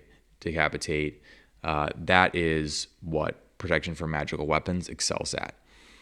Is that slight difference worth saying that this spell is unbelievable, amazing, absolutely essential? No. It's a nice effect to have. If you're playing with SCS, then this spell becomes much more powerful. It's almost a must when you're fighting against Planetar. But in the base game, this spell is much less strong. It's useful at times to have one of these in your arcane casters books, or there would be a strong temptation to take it as a sorcerer, I think, for, your third, fourth, fifth level 6 spell, just because this is a good oh crap button that's a little bit more effective than just recasting Stoneskin on yourself. But this spell is not essential what it's getting you, except for this on-hit effect aspect you do get adequately from lower level spells. And for that reason, I just find myself often taking another improved haste over this spell. And I'm definitely not using, one of my first 2 level 6 spell slots for protection from magical weapons. Maybe it's a stylistic thing. Maybe I just haven't had bad enough luck fighting planetars and getting decapitated, but that's just been my experience. And this is a base game premised review. And so with all that in mind, I'll rate protection from magical weapons a 5 out of 10. A decent spell, not essential, especially in the base game when there are fewer enemies with on-hit effects to be scared of. In SCS, this is probably more like a 6 or 7 out of 10 spell, but I don't think it's like some game-breaking buff. And you can definitely try. In a no reload run, you like this better because you don't want to take any chance of having one Planetar take a swipe at you and have the decapitate effect go off. Of course, Death Ward is an alternative to protect yourself there, but in no reload with SCS, this is a more powerful spell, but definitely not essential. And in the base game, you probably want to prioritize other level 6 spells and rely instead on your stone skins and mirror images, which will last longer to protect you against physical damage. So a 5 out of 10 rating for protection from magical weapons. I think one of the most overrated spells in the game. Still a decent spell, but overrated.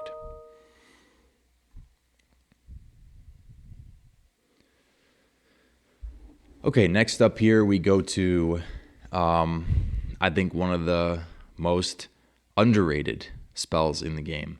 This is Spell Deflection. Spell Deflection is an abjuration spell. It has the duration of 3 rounds per level, a cast time of 6.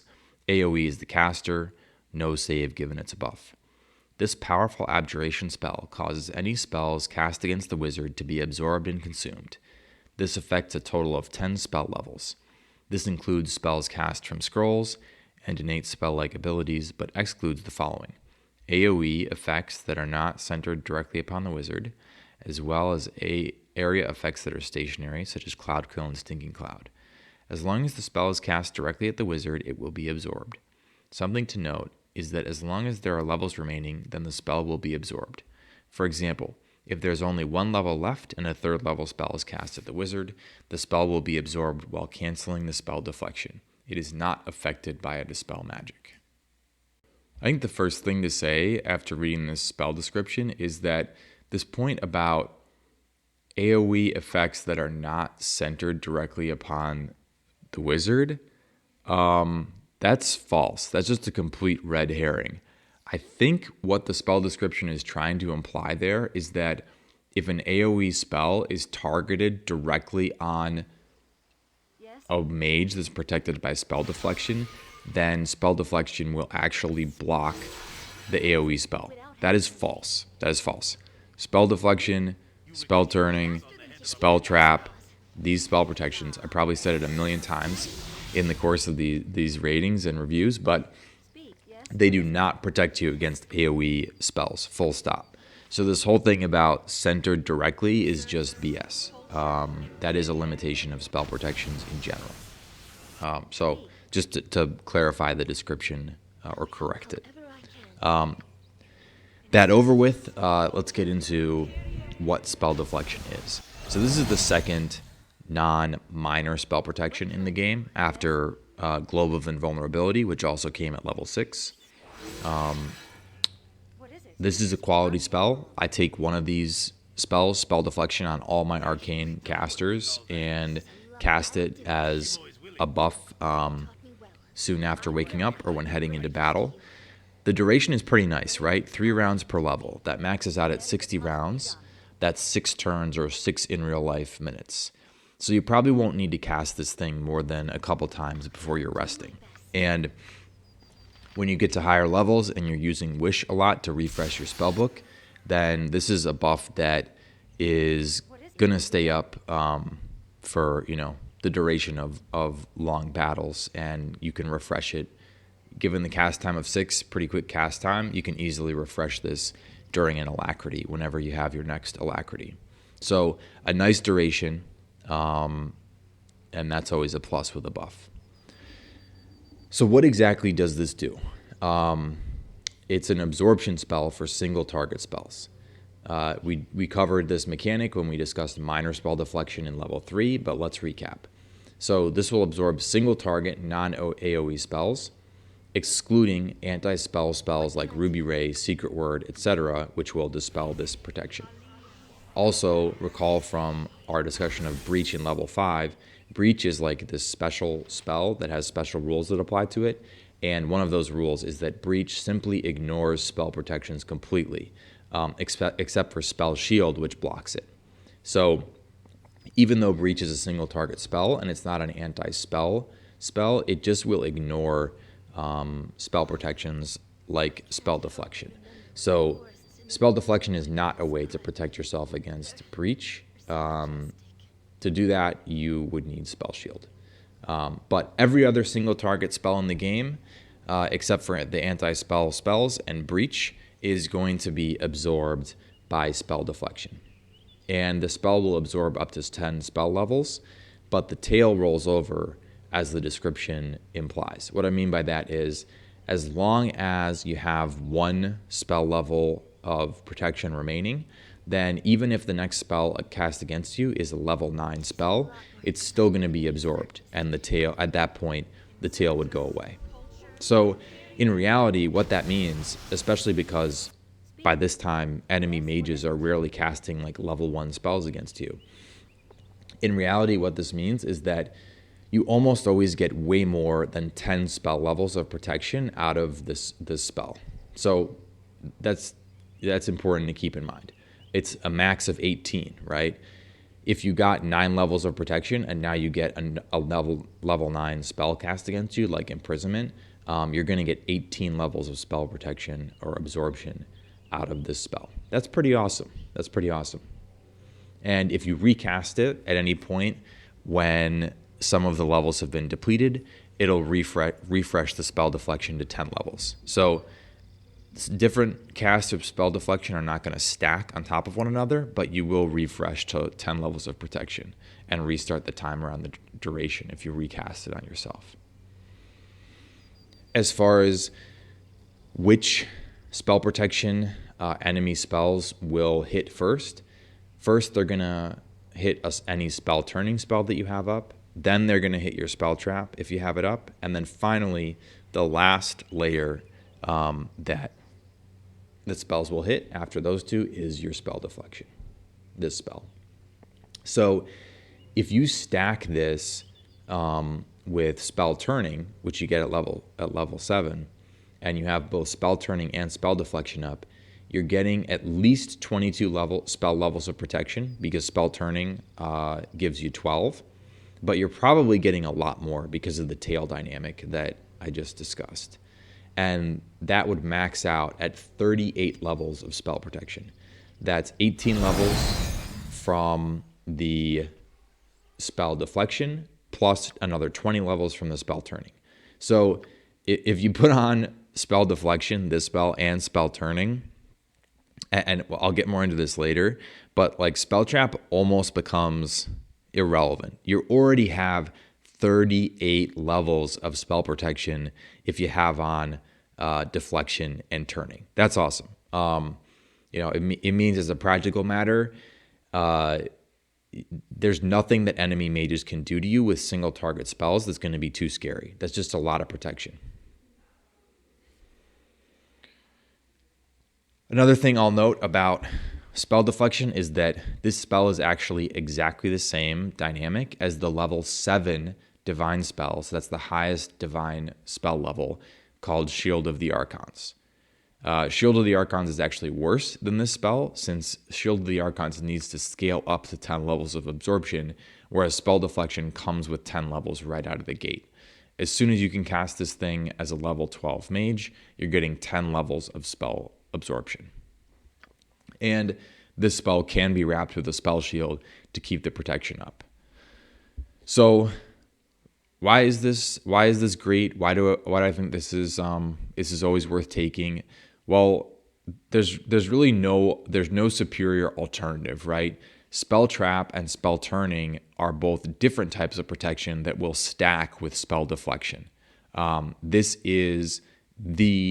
level 6 spell is the spell absorption spell for arcane casters. So if you're trying to give yourself the maximum protection against enemy magic users, then you will always cast this spell because it stacks with turning and trap. And in very late game, like through TOB, I think the way I think about spell protections for arcane magic users is in the following layers. And these layers all sort of combine to create an impenetrable shield where you give yourself multiple layers of protection against any type of damage or effect that might come at you. When thinking about protections against spells, I'm sort of thinking about it in this way, by TOB and very late game. So magic resistance is your first line of defense. That's going to just completely knock out and ignore a lot of spells cast against you from your items.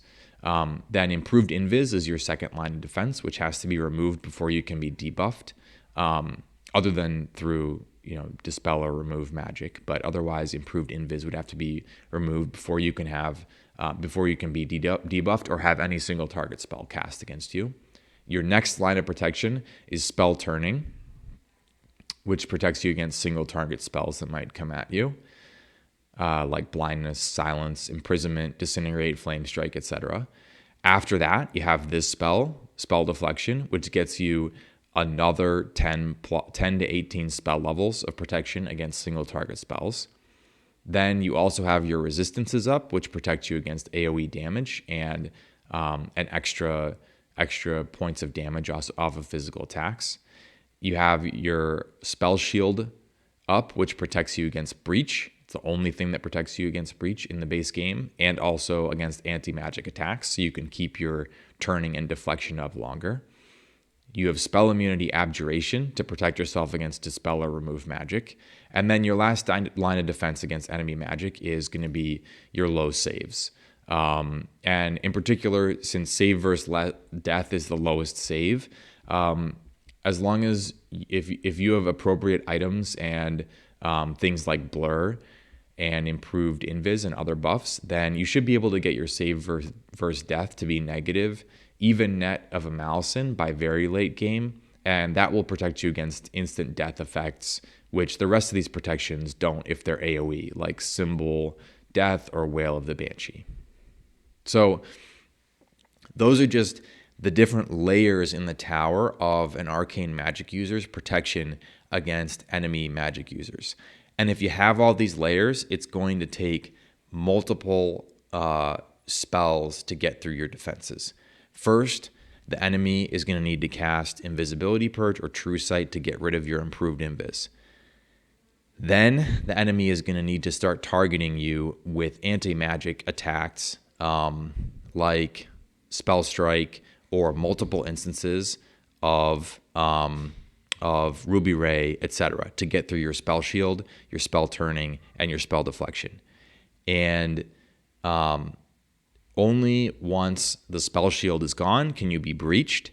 Only once your spell immunity abjuration is gone can you be targeted with dispel or remove magic. So there's multiple levels here in this tower of defenses, and spell deflection is one of those levels, which if you just ignore this spell, you're never going to have. You're just going to go straight from, maybe you have a spell turning spell up and you think that's sufficient. That is 12 levels of protection, so it's pretty decent. But obviously, you're going to be more protected if you stack that with a spell deflection. And with the long duration of this spell, I really see no reason not to include it in your arsenal of defenses.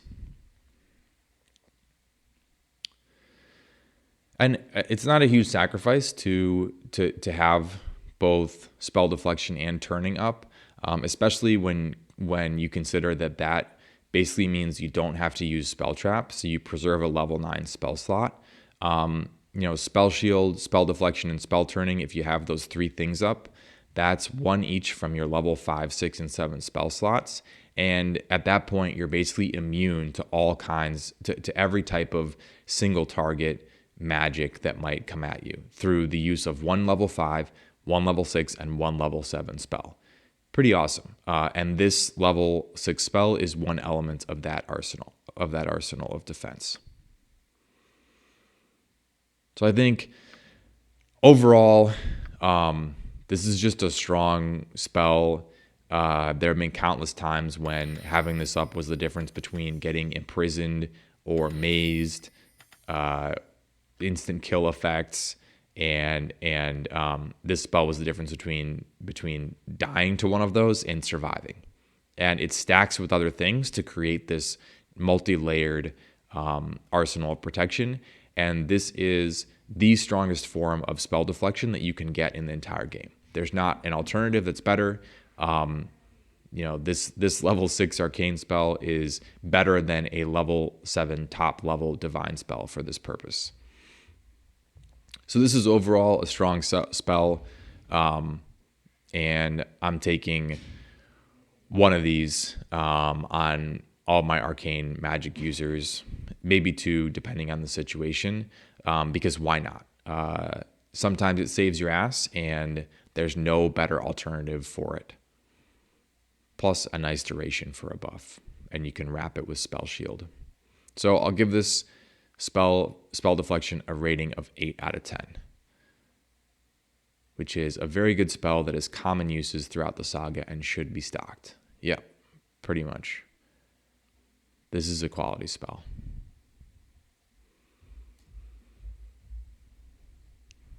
Okay, next up, Stone to Flesh. A bit more boring here. This is going to be quick. Stone to Flesh is an alteration spell. Duration is permanent. I guess permanently turning somebody back to flesh until they're petrified again, I suppose. Cast time of 6, AoE of 1 creature, no save given it's a buff. This spell is the reverse of Flesh to Stone and will return any creature that has been turned to stone back to flesh. All possessions on the creature likewise return to normal. The effect is instantaneous, and there are no saving throw checks required. So this is the counterpart of the other spell in this level, which is Flesh to Stone. The counter spell, if you will, to Flesh to Stone, right? Flesh to Stone petrifies, and then Stone to Flesh brings somebody back. There's really only 2 use cases for this. One is to bring back petrified party members who've been petrified by a basilisk or by an enemy, say prismatic spray or Flesh to Stone spell. The other one would be to bring back petrified enemies if you're trying to either save their loot after you petrified them and you don't want to destroy their loot, or to use the cheese of petrifying enemies multiple times to get the same XP off of the same enemy. So it's already a pretty limited use case for this spell. And then on top of it, I think this is really the killer. Unlike the Flesh to Stone hostile spell or attack spell, this spell has a scroll that you can buy at almost any tempo in the entire game, starting with BG1, that can be cast by any character because it's a green scroll that does the exact same thing. The effect of this level 6 spell is exactly the same as the Stone to Flesh scroll that you can buy at any temple. So there's really not any reason to ever take this spell, just stock some green scrolls and then forget about ever learning this. I guess it's appropriate that this exists as the counter spell to Flesh to Stone in the same level, but it's sort of like the reason this exists is like, sort of a lore related reason, not because it's really an important part of the arcane magic arsenal. So This does something, just not something that you should give up a level 6 spell slot for. Not like it's one of the worst spells in the game, because you can save a party member, etc. with this, but this is not an essential spell, not a good spell, and just stick with the green scrolls. I'll rate Stone to Flesh a 2 out of 10. Next spell is Summon NIshruu. Summon NIshruu is a summoning / conjuration spell, of course. Duration of only 1 round per level. Longest cast time possible of 9. And the next 2 are irrelevant because this is a summon spell. All right, I don't think I'm going to read this whole thing. What the heck. I guess it gets into some of the details of what this does, so I will read it, and then I'll get into it in more detail. By casting the Summon NIshruu spell, a wizard calls into existence a magical being of considerable power, the NIshruu. At first glance, this appears to be some sort of mist, but upon closer examination, this boiling, churning red mass of vapors and shapes moves with a life of its own. Drawn towards magic like a moth to the flame, the NIshruu feed on the energies surrounding and used by wizards. Luckily, there is no question to the loyalty of the creature, and it will not attack its summoner, even though it would like nothing better. The NIshruu have no physical attacks at all, although physical attacks can hurt them. Each time a NIshruu touches a target wizard and wraps its tendrils around him, the wizard loses 1 random spell of the highest level currently memorized. The NIshruu is completely immune to magic, except for Death Spell, and magic will actually heal it. The creature will remain under the wizard's control until slain or until the spell's duration expires. So right off the bat, I have to correct the spell description again. Death Fog will also instantly kill NIshruu, not just Death Spell as the spell description implies. I said earlier that Death Fog, just like Death Spell, has the same effect of insta-killing all summons except for demons and Planetar and Deva, and that is true. Death Fog and Death Spell will both instant kill NIshruu, so the description is incorrect. Okay, so let's get into this summons here, and I'll say at the head, there's just so many unique mechanics for this creature that I'm going to end up spending a lot of time talking about this spell, a painful amount of time considering where we're going to end up and the quality of this summons, but I'm trying to cover everything in detail and be a completionist, so I'm going to go through everything there is to know about the NIshruu, and it's going to take a little bit of time. I do appreciate that the game designers put so much effort into spells like this. You get these unique summons that are other things other than just a brute that's going to deal physical damage. That is cool, although there's definitely some balancing missing, because sometimes what you end up with is a super complicated and unique creature that still sucks. And that was sort of the case with the Invisible Stalker. You have this invisibility dynamic, but you're still getting something weak, and it's definitely the case for Summon NIshruu. But let's get into it. Okay, so first thing to notice is that the summons here is only around for 1 round per level, so that's 1/10 the time of the elementals, and it's an even tinier fraction of the time that the level 5 animate dead skeletons around, which is 8 hours, or the Invisible Stalker at 9 hours. So you're gonna have to cast this like right before you go into battle, and if you're lucky, you'll get 1 or 2 fights out of the NIshruu. So this thing had better be super powerful if it's going to make any sense to cast, just given the short duration of the spell.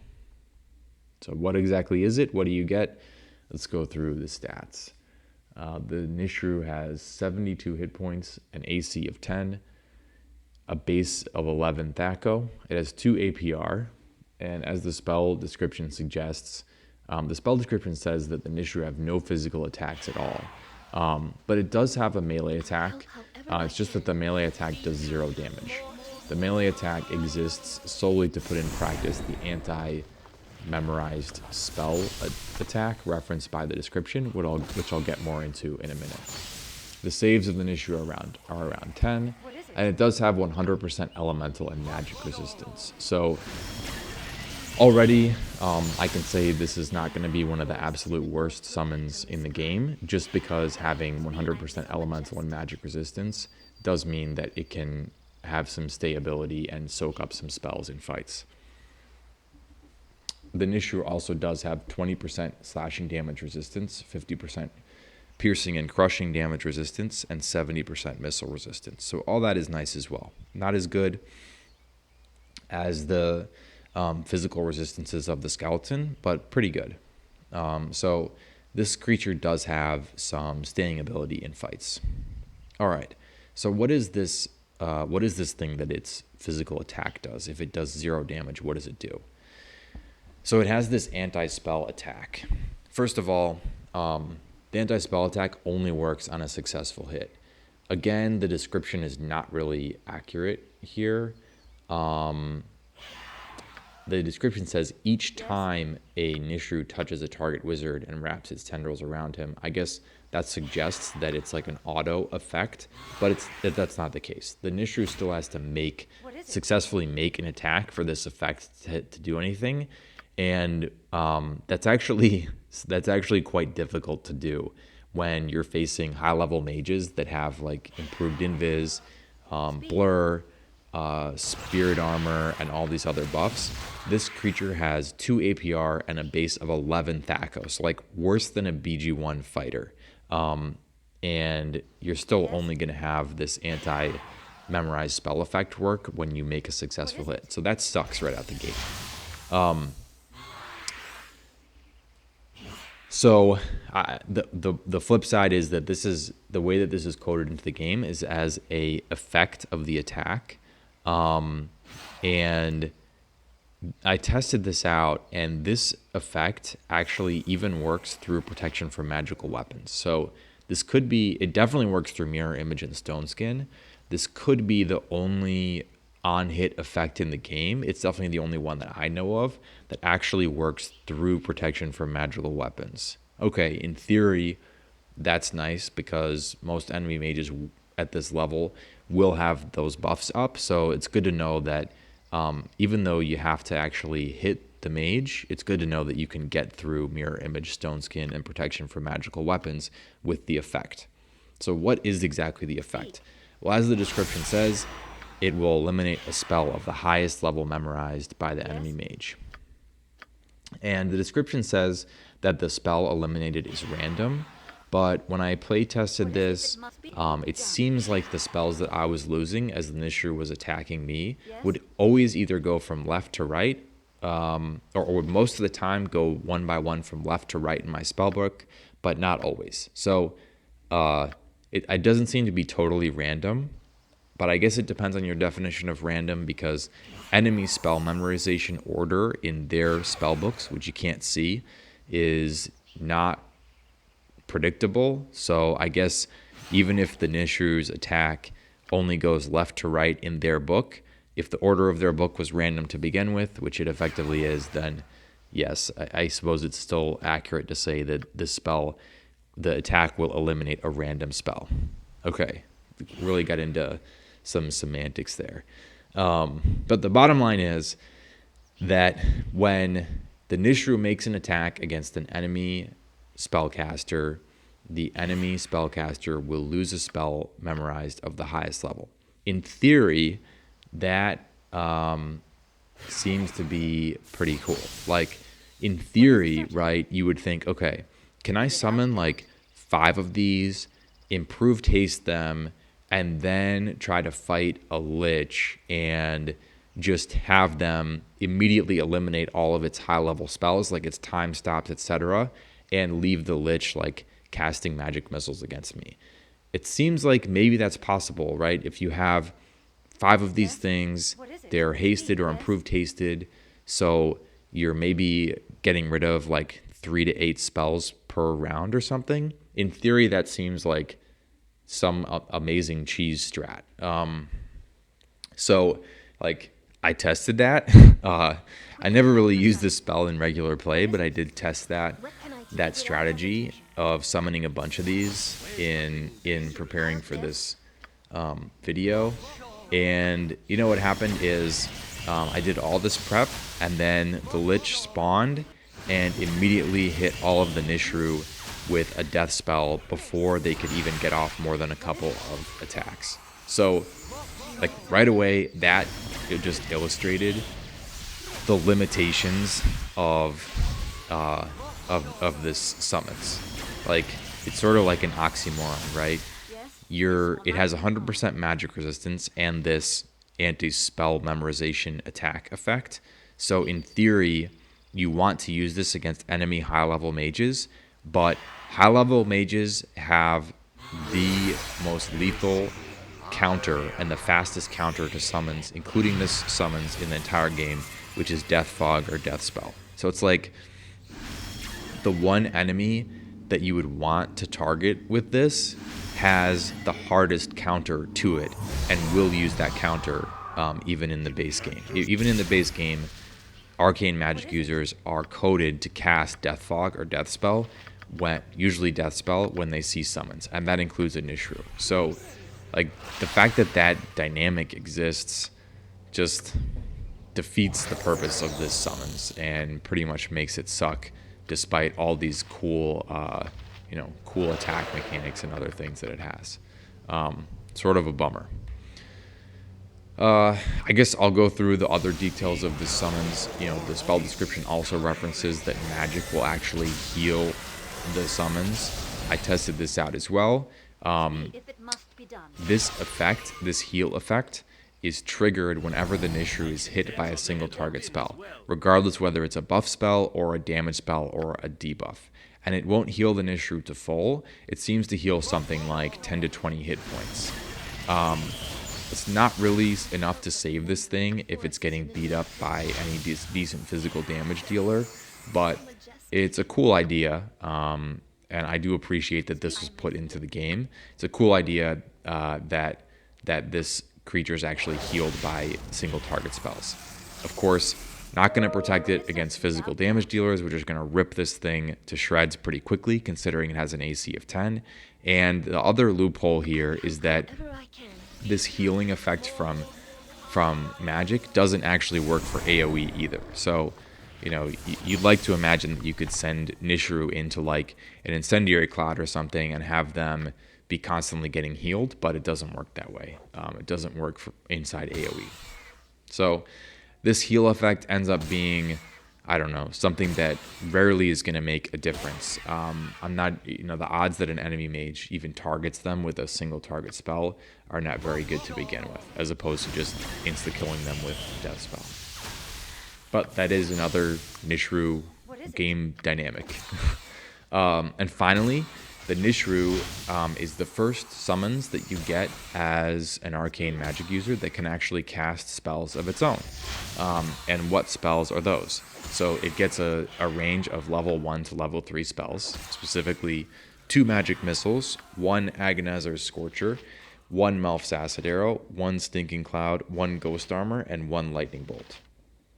So the NIshruu is like an anti-magic creature that can't do physical damage. The way that you're going to get any damage out of it is through casting some of these level 1 through 3 spells that it comes with. And the collection isn't horrible, but by the time you get to level 6 plus, the concept of getting like 1 extra level 1 through 3 spell slot is just not that good. If the spells were a little bit more situational or better spell selection, then this could be better. Like, it might be cool to have some invisibility 10-foot radiuses in here as a buff instead of Lightning Bolt, which is like likely to kill your own party. Stinking Cloud is almost useless given enemy saves at this point in the game, and then Melf's Agonizers and 2 Magic Missile are really not going to do all that much damage. So the spell selection is something. It's the only thing that's going to enable the NIshruu to damage anything in the game, but nothing to write home about. What is it? Okay, so I think I went through all the attributes of the NIshruu, this incredibly complex creature, all these complications. None of them is very powerful. And once again, we're left with a creature that is a worse summons than what you get out of the skeletons at level 5. At least the NIshruu has some physical damage resistance and 100% elemental and magic resistance, so it can be a tank, but it only lasts 1 round per level, and it's not going to do any damage for you, as opposed to the skeletons that you get starting level 15 onwards that have 90% magic resistance, so almost the same level of tankiness against magic users, and they have better physical damage resistance, much lower saves, and infinitely more physical damage, given the NIshruu does none, and better AC. So the NIshruu, like in theory, its best use, I think, ends up being as a tank, but even there, skeletons are better. In conclusion, the NIshruu is not a garbage summons, but it's very painful that the one thing it's designed to counter, mages, have access to Death Fog and Death Spell, which is going to make this thing pretty useless against them. So that's pretty painful. It would be interesting if the NIshruu was buffed by making it the only summon, or elevating it to, I guess, to the status of Planetar, Deva, etc. And making it immune to Death Fog and Death Spell. Then this would be kind of cool. Maybe then this would be a viable strategy against enemy arcane users, but that's not the way the game works. This anti-mage summons is hard countered by mages, and in the end, I'll rate Summon NIshruu a 3 out of 10. Not one of the worst summoning spells in the game, but pretty crap. Worse than level 5 Animate Dead.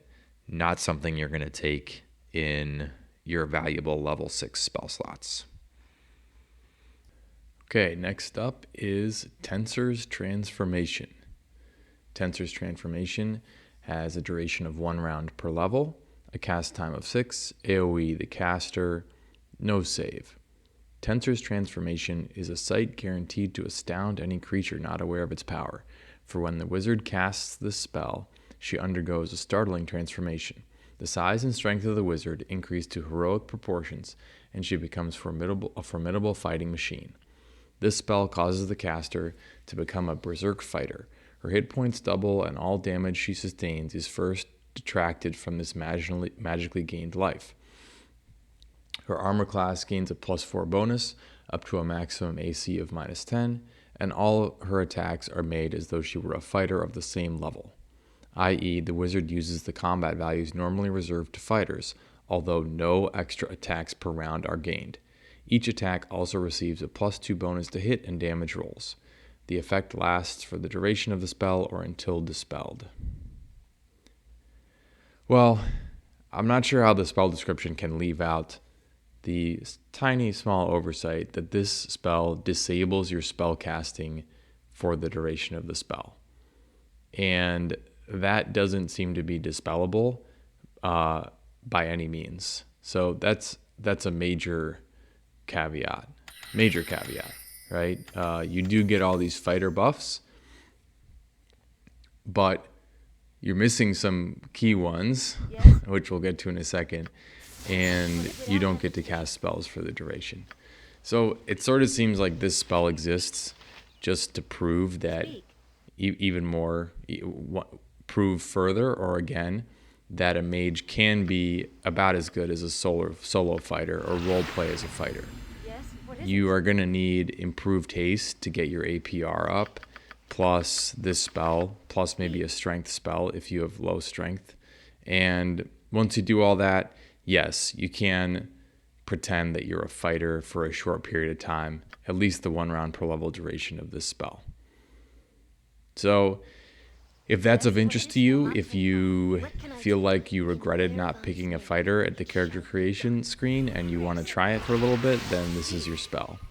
From a power gaming perspective and a practical perspective, yes, these buffs are okay, but really, as we've discussed many times, the mage's tankiness and superior abilities in melee combat really come from the ability to cast many defensive spells, which is much better to having extra hit points or AC. So if you disable your spell casting, you're not casting Stone Skin, Mirror Image, Blur, improved invisibility, protection from magical weapons, and you're just going to be a weaker melee fighter than if you had access to those spells, even with the buffs, which are pretty strong, that this spell provides. The major issue that makes the trade-off not worthwhile here, I think, is that you do get a huge THAC0 boost from being boosted up to being a fighter of equivalent level, and the +2 to damage is okay, but nothing to write home about. The key limitation, though, is that this spell does not add to attacks per round. So even once you cast this and supposedly become a formidable fighting machine, you don't get better than your 1 attack per round or 2 with dual wielding. That's really the main way in which this is a disappointment offensively. You know, the thing that really makes fighters stand out in dealing physical damage is the fact that they can get up to 5 APR through natural APR increases at different levels, plus mastery and grand mastery bonuses. And this spell gives the caster neither of those benefits. So it's more like turning yourself into like a priest or a ranger maybe, but even rangers would have more APR through weapon pips. So this is sort of like making yourself, giving yourself more hit points in armor class, but on the offensive side, you're missing the major thing that makes fighters so great, which is the APR. I think this spell would be a lot cooler and more tempting to take if you didn't get the hit point addition or you didn't get one of these other bonuses, but you do get the APR of an equivalent level fighter, even if it disabled spellcasting. Then I think there would be something to be said for it. You could get yourself up to 8 to 10 APR and become a fearsome force in melee combat. As it stands, casting this, you'll become a bit tankier, but lose access to all your spells, meaning that big picture, you're probably not as tanky. And offensively, you're getting better THAC0 and slightly better damage, but this is not helping your APR, which is the key thing holding you back from being a good fighter as a mage. Probably the best use case is like a thief mage, and you want to set up a big backstab and make sure to hit it and max out your damage. And like, because you're a thief mage with using the item, you could wear full plate and like truly roleplay as a fighter with this spell with a very negative armor class. Yeah, that's pretty cool.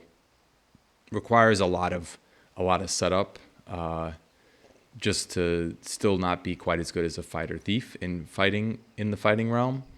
And you're probably better off, even as a mage thief, just keeping your mage kit on, not casting this spell, and keeping your ability to cast buffs and things.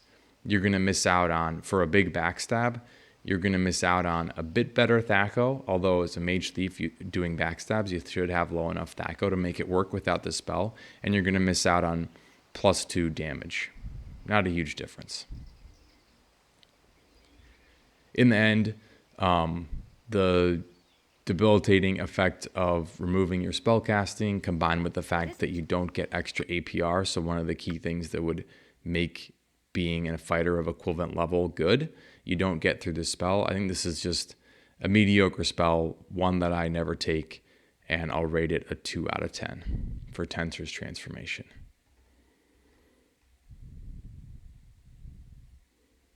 And here we go with the last 2 spells of level 6. The second to last spell is True Sight. True Sight has a duration of 1 turn, so that's 10 rounds, a cast time of 8. AoE is 120-foot radius, I'm not sure whether that's bigger than line of sight, but the area of effect of this spell definitely extends to the full line of sight of the caster, at least. No saving throw. When this spell is cast, an area roughly 120 feet in radius around the caster will be affected. Instantly and once per round for 1 turn after this spell is cast, all hostile illusion/phantasm spells in the area of effect will be dispelled. The spells that are affected by this are Reflected Image, Invisibility, Mirror Image, Non-Detection, Improved Invisibility, Shadow Door, Mislead, Projecting Image, and Simulacrum. The area of effect is roughly a 120-foot radius around the caster. Wow, okay, how many times do we need to say the radius? That's 3 times. The target's magic resistance, if any, does not come into effect with this spell. This spell only affects enemies, thus it is unable to dispel invisibility from a party member. So True Sight is the last divination spell in the game and the most powerful divination spell in the game. It comes at level 6, so past level 6 we can sort of stop thinking about divination spells entirely. The only thing that will block True Sight, we had this dynamic of non-detection, which blocks level 2 detect invisibility. The only thing that will block True Sight in the entire game is spell immunity divination. And it's extremely rare to see enemies cast that in the base game. Even in SCS, there aren't too many enemies that cast spell immunity divination. But in the base game especially, for all practical purposes, this spell will get rid of any illusion spell in the game on any enemies in the game. That includes thieves being in stealth. So there's obvious utility there. And it's also worth noting that for Mislead, Project Image, and Simulacrum, the level 6, 7, and 8 illusion spells, which mages do love casting, especially Mislead. Mages in the base game love casting Mislead. Those spells are only dispellable with True Sight, not Oracle or any of the lower level divination spells. So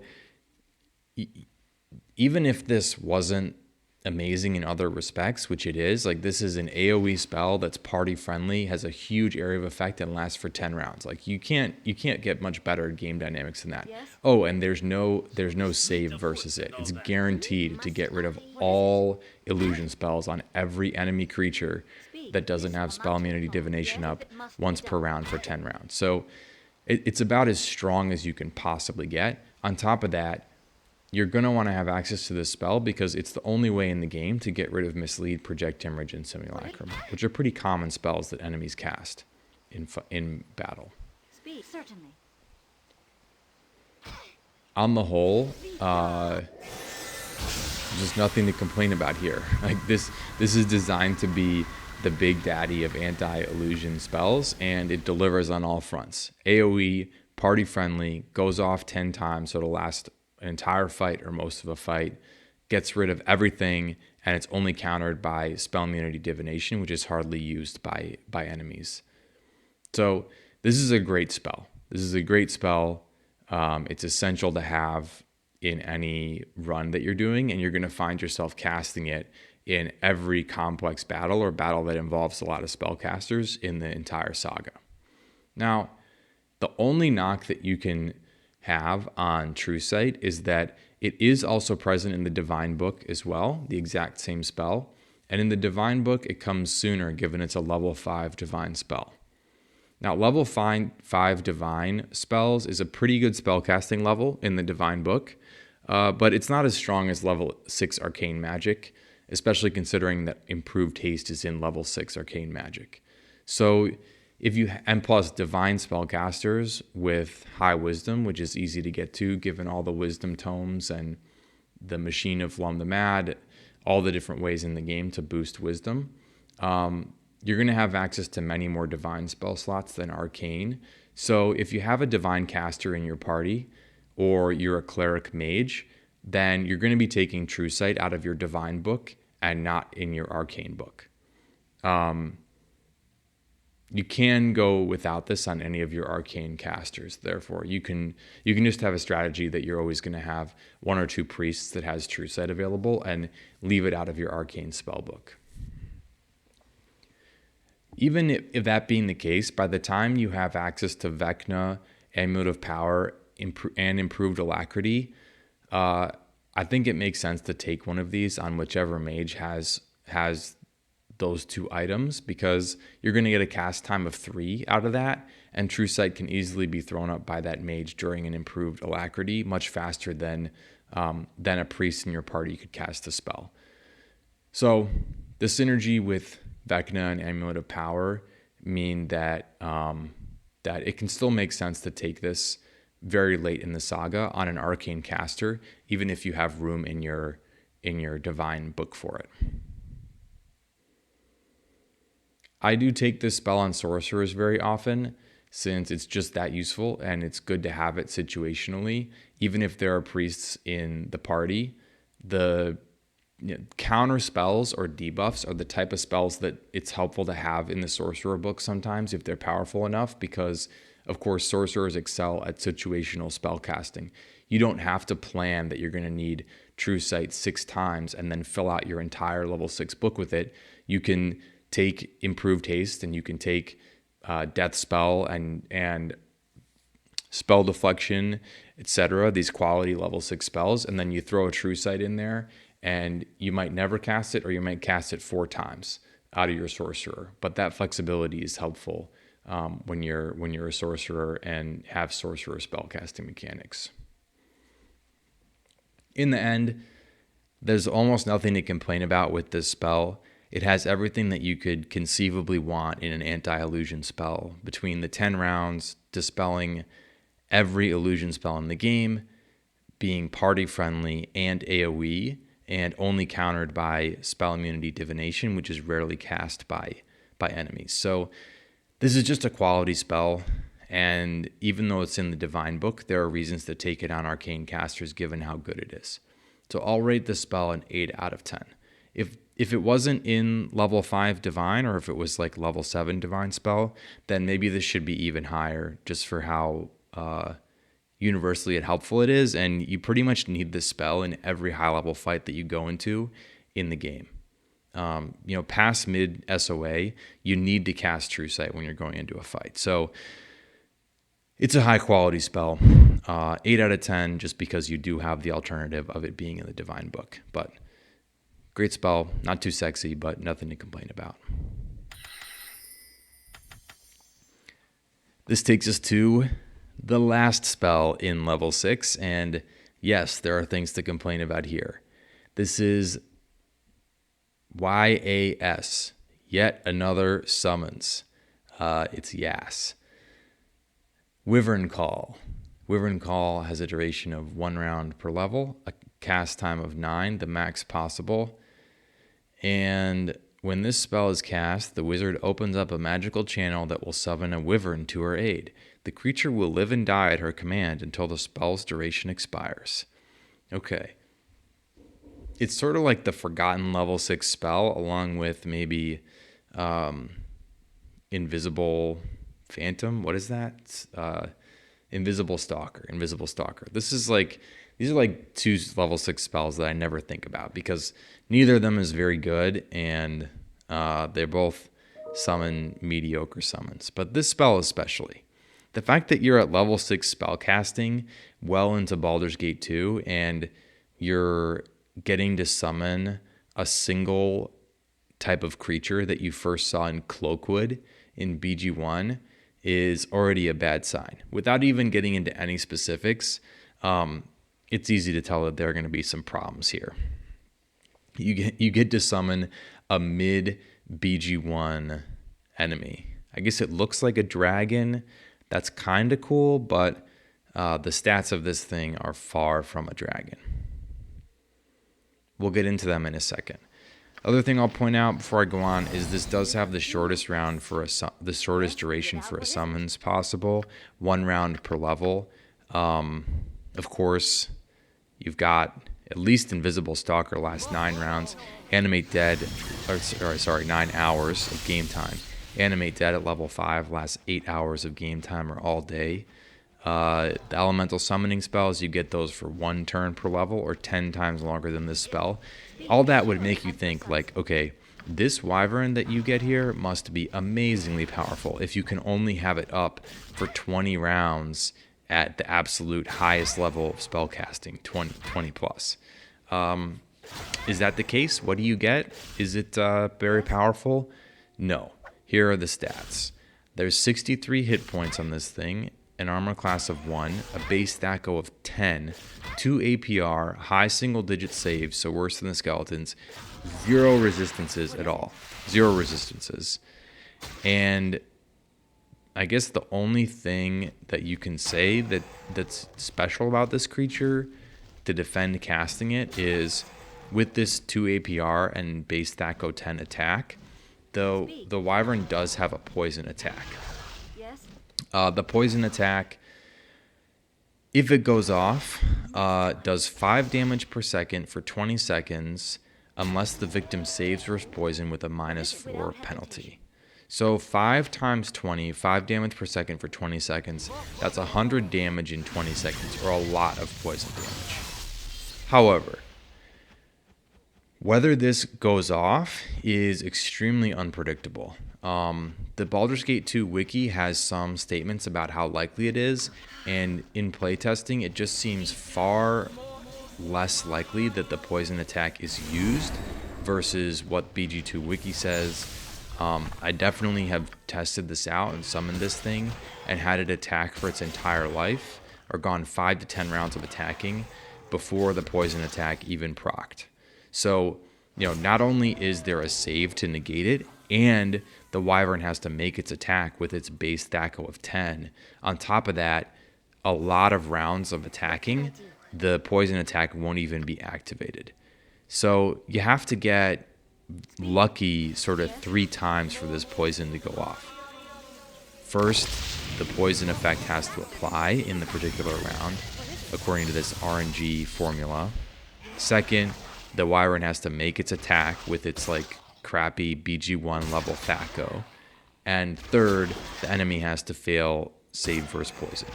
There is a -4 penalty there, so that's going to be the least of your worries, but it still adds another layer of RNG.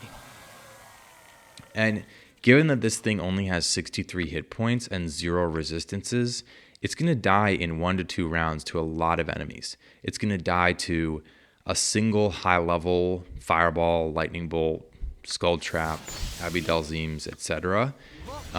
It's also going to die to death fog and death spell in one shot, and it's going to die in a couple rounds of melee attacks to high-level enemies.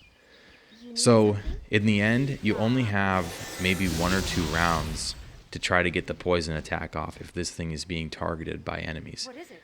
And you'll be really lucky if you ever hit something with the poison attack and have it fail its save in that very short duration. Speak. So, yes, this poison attack is a theoretical benefit, but good luck ever really getting it to work in practice.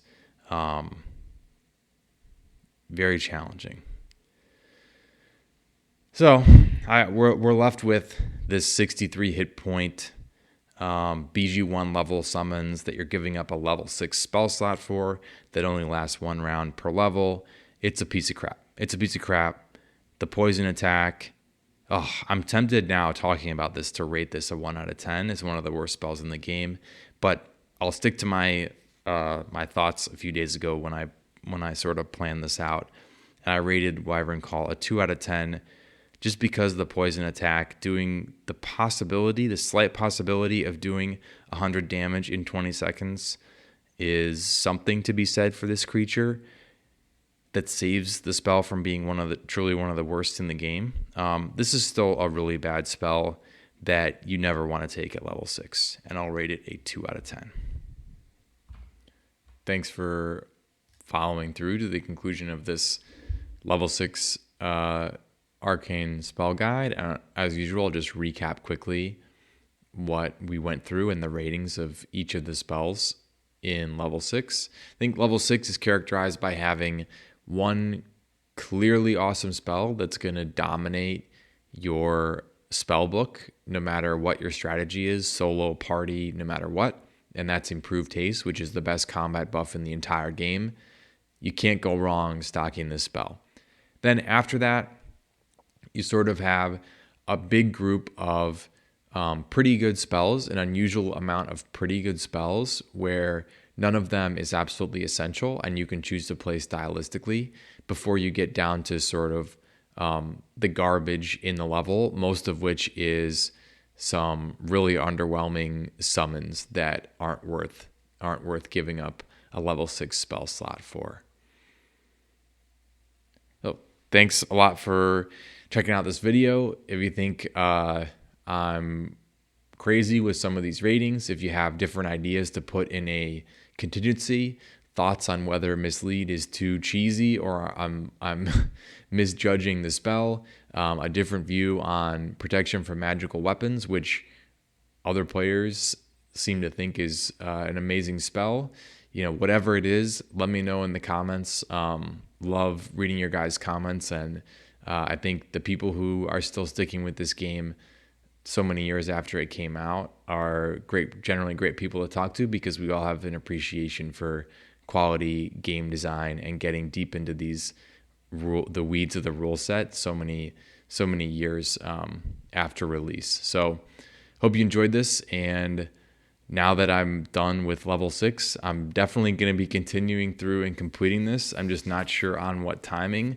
Could be level 7 comes out in a couple months, could be another couple years. Let's see how it goes. All right, take care.